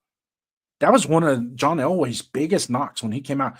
He would throw a 75 mile an hour fastball with the football, but those laces would rotate something like 300 rotations per minute, right? Whereas you kind of want to get that sweet spot of about 60 to 75. It's just enough where it's cutting through the air, but yet at the same time, when it gets to its point, it starts to. You ever throw a Nerf ball, or especially those whistling Nerf balls? You kind of get that. And that's what the laces are going to be doing when the ball is coming into the receiver. I know that I've heard a lot of people say, yeah, this guy's really good at quarterback, but his balls are really hard to catch. What's his name? Kerry Collins that played for us. His balls were difficult to catch, even his soft throws, because just the way the ball spun. Yeah. So I think it's a combination. It is. It's a combination of everything and how you categorize what elite arm strength is. Some people just have like this uncanny natural ability to throw the ball, and that's one of the great things about Ty Simpson. If you watch him, he's just a natural thrower of the ball. It just look like it looks effortlessly, whereas Fernando looks like he kind of struggles a little bit when you look at it. It just looks a little clunky, right? One of the worst ones that I hated to watch throwing the ball, but was a super phenomenal quarterback that never won shit except for a bunch of, he had a bunch of 14-2 and 12-4 and 11-5 seasons, but never could win anything. Was Philip Rivers? My God, his arm was like, it's like it looked like a shot, like the ball was like being shot putted, and it just looked weird.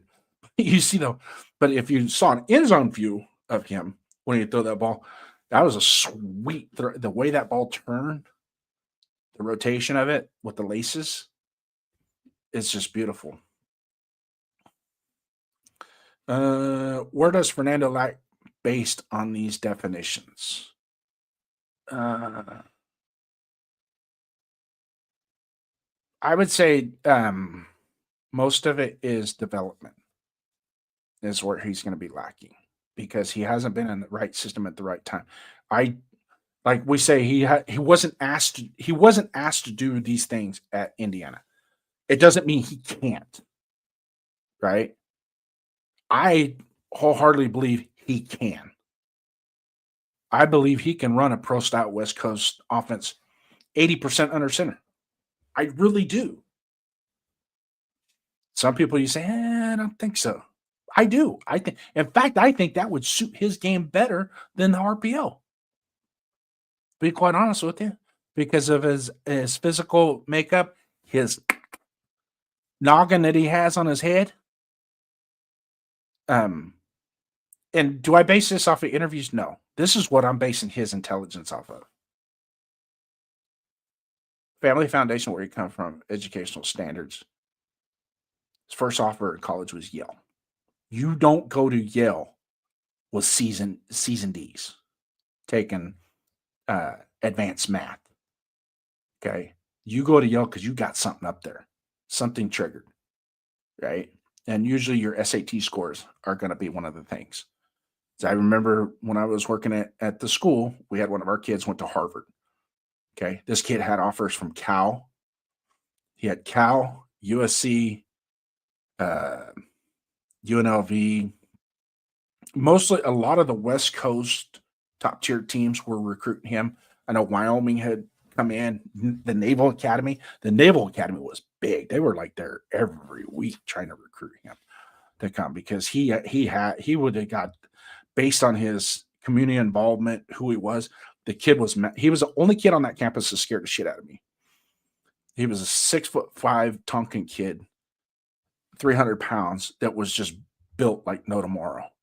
And he was so quiet, so nice, and so friendly. But man, when he played football, I think he led the team in injections that year.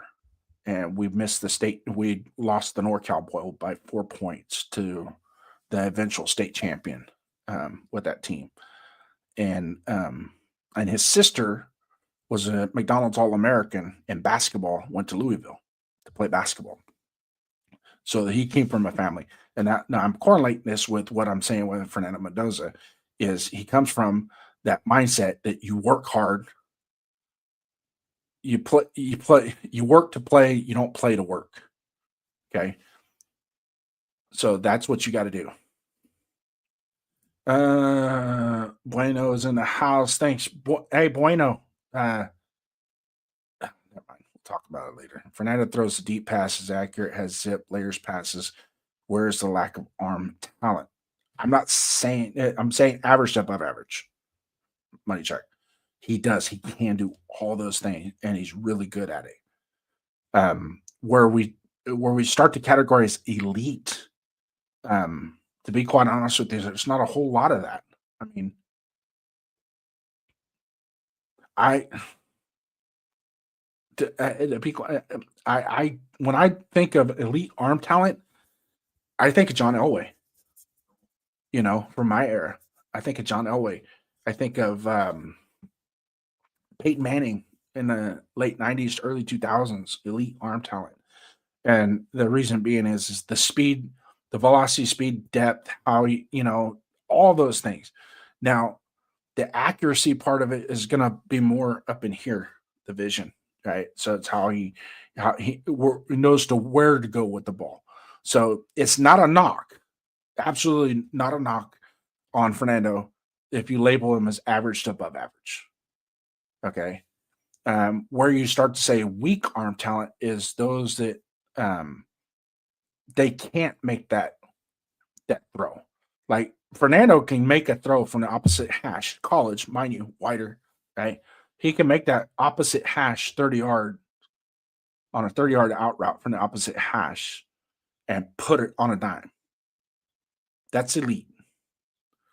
But how fast the ball gets, it's kind of like how the ball travels, because a couple of those plays, like the one in Iowa when the safety rolled over and he dumped it over the cornerback's head and and the safety was coming over. The safety was a little late coming over.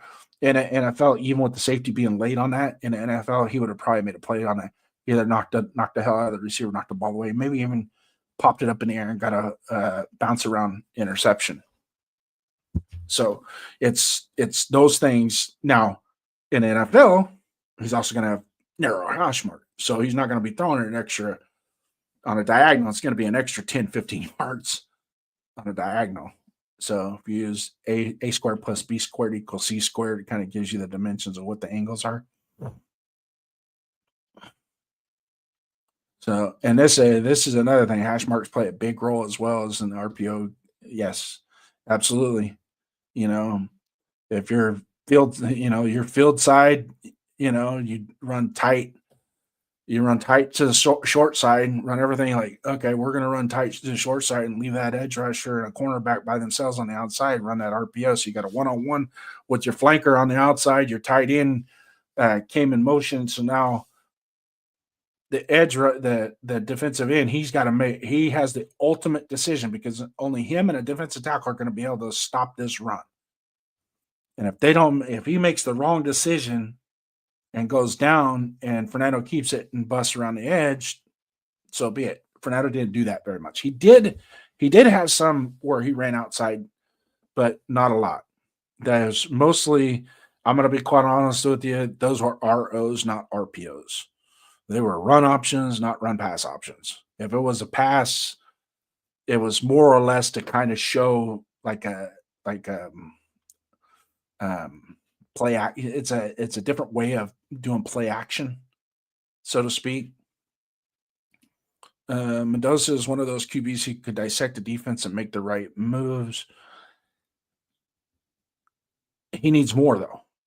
Okay. He needs more because a lot of Indiana did not have checks. Their offenses did not have checks. They did. They had a lot of this is the play, run the play, but there's two plays built into that play, right? So that's what an RPO is, right? You're going to run this play, okay? You're going to run 31, whatever their call is. You're going to run 31, so you're going to 3 left, 3 by 1 with a single back, and single back's going to be offset. You're going to be in the pistol formation. As soon as you're going to hit that mesh point, 1001.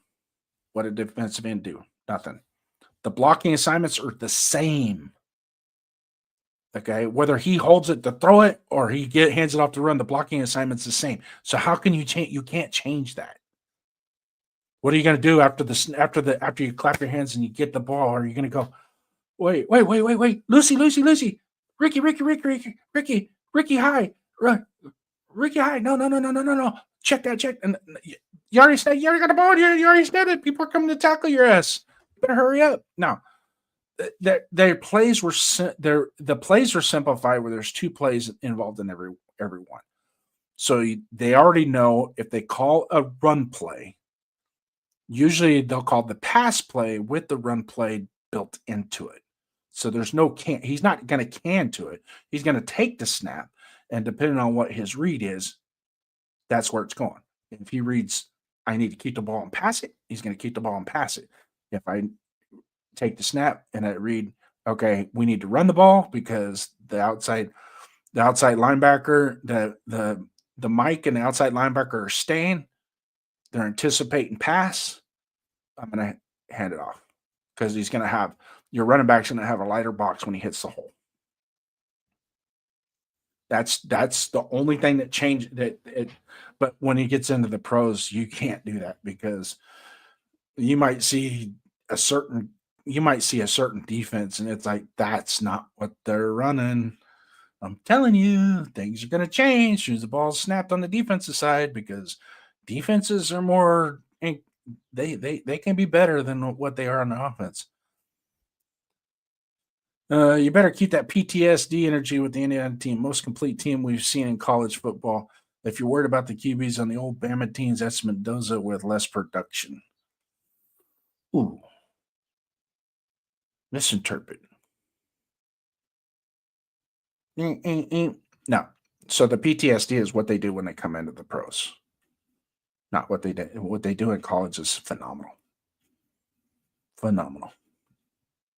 It's just sometimes they get to the pros. I'm not going to lie, man. Those Alabama guys, they would come into the pros. It was like Alex Leatherwood was a perfect example of that. He even said, it's like when he got to the Raiders, he was like, so I'm from Alabama. What are you going to do? You know, and it happens. But I can tell you this is Fernando's hungry. He's hungry. He got a taste of the confetti. He's hungry. He wants to do it again.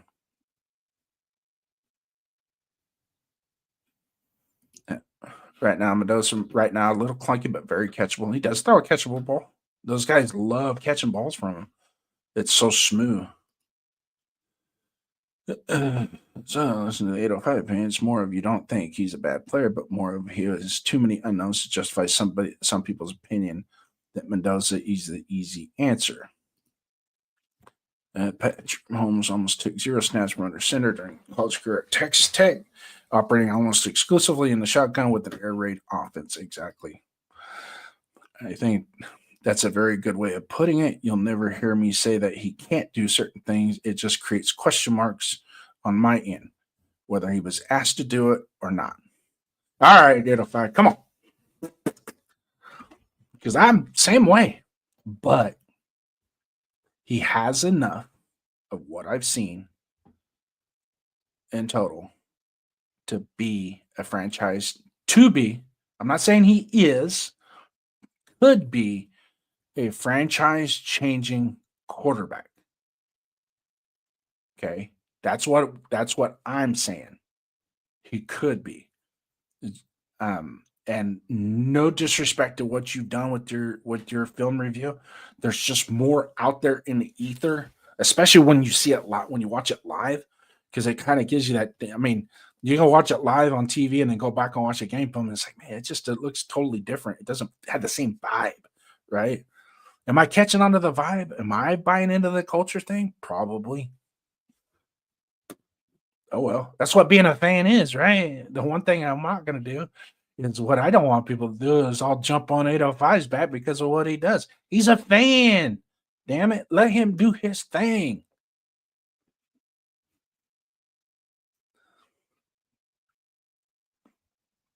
But we can have the cool thing about it is we can have a discussion about it and be fair about it. And salute an 805. Get you a cold, fresh 805 beer out of the refrigerator. Pop that top and enjoy. When I drink beer, I love the 805s. I can't drink ever since I had my gallbladder out. I cannot drink beer no more. He dissects a defense with RPO. That's it. His game doesn't show anything different in any volume. I question how well he can process a defense outside the RPO, which he will need in order to find success. Which is, if you go back to his first year, his redshirt freshman year at Cal, there was a lot of that involved in that. His second year at Cal, it changed a little bit. And then obviously he goes to Indiana and runs a predominantly RPO offense. But here's the thing, they taught him how to walk before he ran. So tapering it down to more of an RPO fundamental offense before exposing him to others. Now, also too, it might not be Fernando was the reason why they ran an RPO offense. It could be because maybe their offensive line didn't grasp the concepts of check plays. Have we ever thought about that? Maybe it's his running backs couldn't, because if you look at his running backs aren't really, there's no top 20 running back on that team. It was a travel by committee, him being in black, right? So you got to look at it from that perspective. Maybe it was the other guys on the team that forced them to be a predominantly RPO offense. And maybe he's that caged up lion that just wanted to get out and prove otherwise.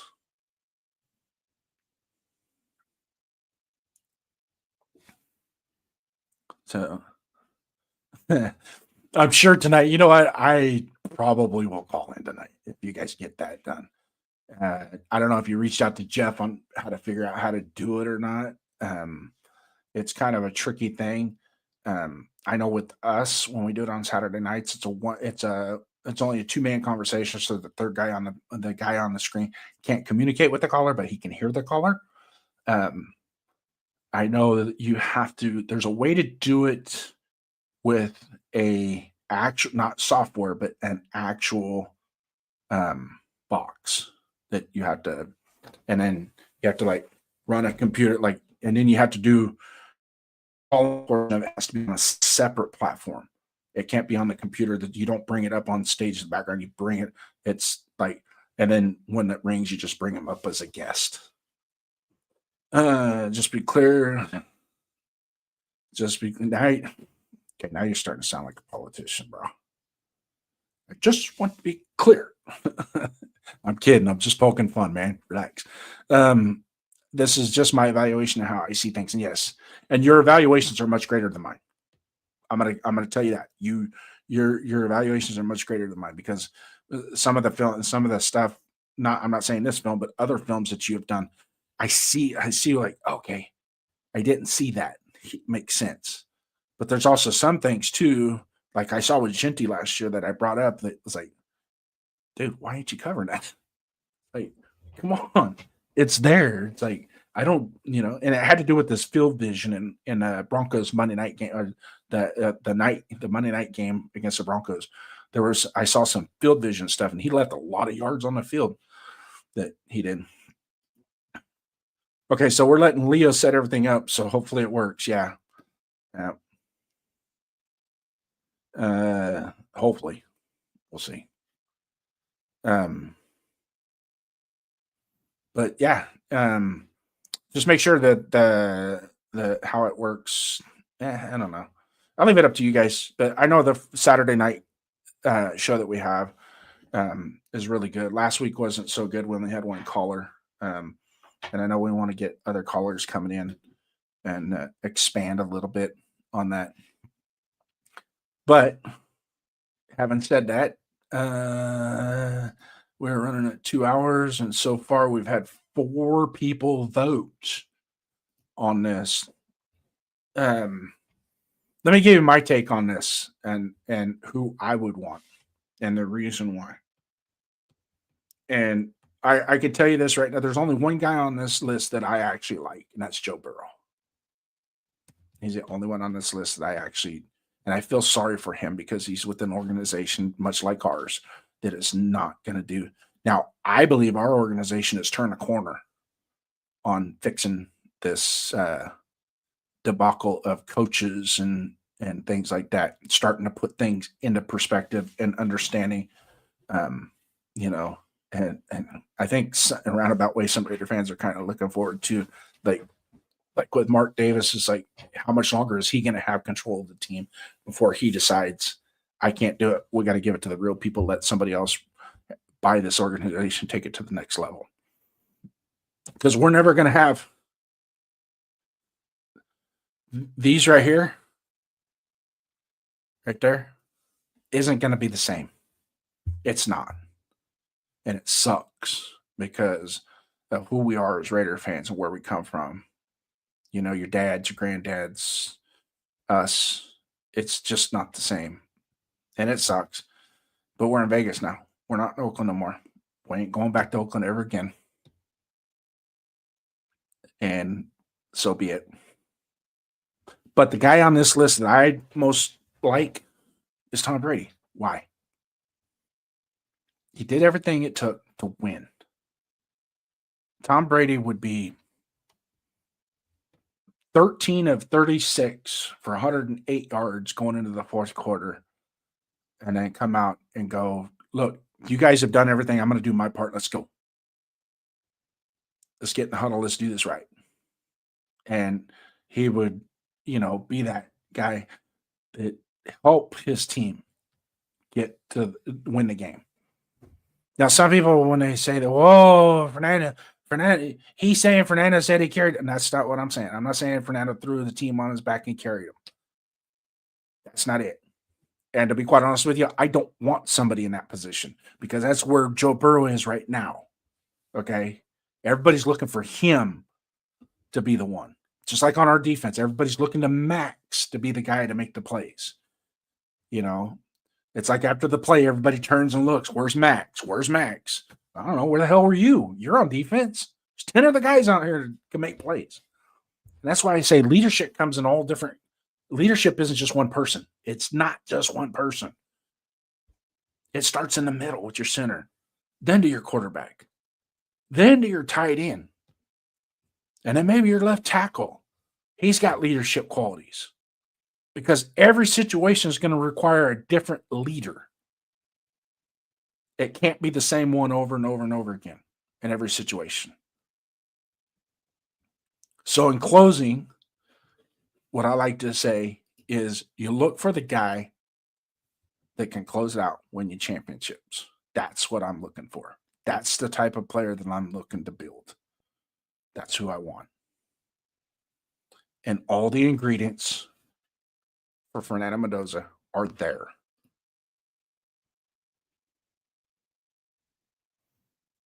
That's what I'm talking about. The ingredients are there. There's no slide on Ty Simpson. I think I really think I think if Ty Simpson goes to the right situation in the NFL, he probably will have a better career than Fernando Mendoza. It's going to have to be the right situation because we could sit here and we can argue all we want about all this stuff, but it ain't until it comes down to the coach, the environment, and if that player can ascend in that environment and get better and better and better. That's the most important thing. That's what's going to get us back to commitment to excellence. Then once we get to commitment to excellence and we're year in and year out a factor in the NFL, we're no longer picking above 15 or 13 in the NFL. We're back towards the end. Okay. Then we could do trade backs all we want, get more picks. Because at that point, the best player is probably not on the board, or what the guy that's on the best player on the board is, let's say, a running back or a tight end, or we got the best left tackle in the NFL. We got the best center in the NFL. The next three guys are linemen. One of you guys want a lineman? Yeah, all right. Give me your next year's first round pick and a fifth round pick. Come get them. I'll sit back because we're running hot over here in Las Vegas. Well, what we got already on our roster. That's where I want to go. That's where I want to be. But trading back is not always, that's the easy way out, but it's not always the right way. And you guys know that. Any of you guys that watch football long enough and been around long enough, just because you have it and you trade back, it doesn't mean it's going to be best. It was like earlier I talked about my car, and I would take $90,000 and I would sign a pink slip over right away. The hardest part about that is there's going to be a time I regretted that. Because no amount of money could replace what you had. We have the number one pick. We earned it. There's a quarterback there that some people say he's not the best. Some people say he's the best. The consensus, and if you took a poll on the consensus nationally, I guarantee you it's going to be 80 to 85%, if not 90% of the people are going to say you'd be stupid not to take Fernando Mendoza. And if he doesn't work out, I'll be quite honest with you. If he doesn't work out, it's because of the Raiders, not because of him. Jamarcus Russell failed because of him. We just happen to help the process along a little faster with our stupidity. But it was him. If other quarterback, if we drafted other quarterbacks in the same situation, they would have probably came in and thrived and did the best thing for this organization. But they would have left, seeing the writing on the wall. That's why if I was Joe Burrow, I wouldn't sign another contract extension with Cincinnati. Wouldn't. You either franchise me or let me go or trade me right now. And I would even be like, I'll give you $30, $40 million of my signing bonus back to trade me. Because it just ain't happening in Cincinnati with that guy.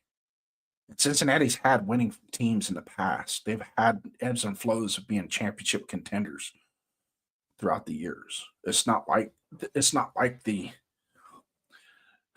Arizona Cardinals or your current Las Vegas Raiders. It's not like that. That right now, what they're doing, how they're running that franchise, is like, good God, man, do that kid a favor, let him go. But how do you run a franchise when you got 3 players taking up almost 60% of your salary? It's kind of hard. You're paying 2 wide receivers top dollar and a quarterback top dollar. You ain't got a whole lot. And then you had Trey Hendrickson as well, sucking up a bunch of that salary cap. Kind of hard to build a complete team around them. When you can draft, but you still need to get some free agents to kind of fill and flow.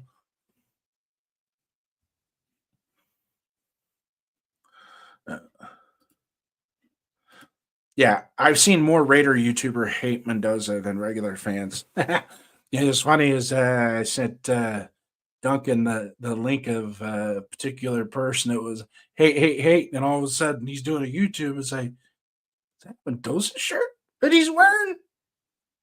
He's saying, "My quarterback's coming." I was like, "Oh my God!" And that's what I'm talking about. Just tell the truth, man. That's all you got to do. Just tell the truth. Put your feet down with your convictions. That's all. That's why I respect the hell out of 805. He's convicted. And everybody can say whatever they want. He's convicted. But I also know he did his homework. He studied. He just didn't pass the test. Still got a good grade in class because he did all his homework. But just still got to pass the test. We might fail. Pro Mendoza guys, we might fail, right? So, but hey, we've hit this for 2 hours. Actually, we've been hitting this shit since January over Fernando Mendoza. Bottom line is, we're drafting Mendoza. Unless it is a sweet opportunity that you just can't pass up. And I'm not going to blame Spytech and company for going, you get 5 top 50 picks for one player, for one position. I am on it. I'm trading back. And me, myself, this is exactly how I'm going to go. I'm on, all right. Let's do this now. Let's do this. What's the plan? What's the plan? And if their plan is we're going to roll with Kirk Cousins for the next 3 years. Oh, probably not good. Should probably have a better plan in place. I like the plan for this year. After this year, I don't know. And to be quite honest with you, the guys coming out next year in the draft, there's only like 2 or 3 of them that I really see being better options. And it's to be determined. You guys know that. It's to be determined. because I myself was rooting for Garrett Nussmeier this year. And you can call me a fool if you want, but if you saw him the year before at Louisiana State, you knew that kid had something and it was going somewhere. And then, and why did it though? Well, he had a pretty serious core injury at the beginning of the season. He tried to play through it, which is probably the dumbest thing that he should have done. It's like there's some injuries you go, dude, you got to shut it down because you're just either A, you're going to make it worse or you're never going to get better, period. But hey, 2 hours I've been on here. Once again, hit like, subscribe. If you don't like me, oh well. But at least give me a thumbs up that you hate me. He hate me. But let's have some fun with this, guys. Let's have some fun with this. Let's be honest with ourselves. We're in a position that we don't ever want to be in. We hardly ever in, and we don't want to be in again going down the road. Right? So until then, salute PNW Mark. Thanks for coming in. Donuts Duncan, thanks for coming in. Robert Pena, salute, man. Once again, keep in touch. Let me know what's going on. Kind of threw a little side cracker at my wife about the Bakersfield thing. And here's the deal. It's like today she'll say, oh, it's okay if you go. But tomorrow it's like, you better not go. I know I've been married to her for 31 years and I love her. But man, them little Latinas can be sassy sometimes, man. Good Lord. Pena 805. 805, thanks for coming in. You took it like a champ today. Appreciate it. I will try and hit you up tonight. Maybe you guys can throw a bunch of pins at me. Who knows? Just trust me, I've come across some pretty serious dudes in my life. And I'm sure you'll be just fine. There's definitely things I miss. Okay. If I've missed anybody in here, please don't hate me. Throw a chat in there. Throw it in the comments. Hey, man, you missed my chats or whatever. Deport. I'm in Bakersfield, but not from here. I'm in Bakersfield, but not from here. When it's in May. I think May 18th is when it is. I'm not sure. But yeah, I would love to go. But can't. I actually wanted to go to the draft more than anything, but I'm starting to bore you guys. Hey, thanks for you guys for coming in. I appreciate it. Hit like, subscribe, throw some comments in the chat or in the comment section. I will throw some shorts out there once this is done. And once again, next week, Pride and Poise. Love you guys, man. Yeah, that's how we close it out. From the first take to the last word, yeah, you know we bring noise. Raiders run deep, that's that pride and that poise. Every take, every call, yeah, we gave it all. Raider Nation stand tall, never fade, never fall. Win, lose or draw, yeah, we riding the same. Silver and black heart, ain't no changing the game. So we out till next time, keep that fire alive.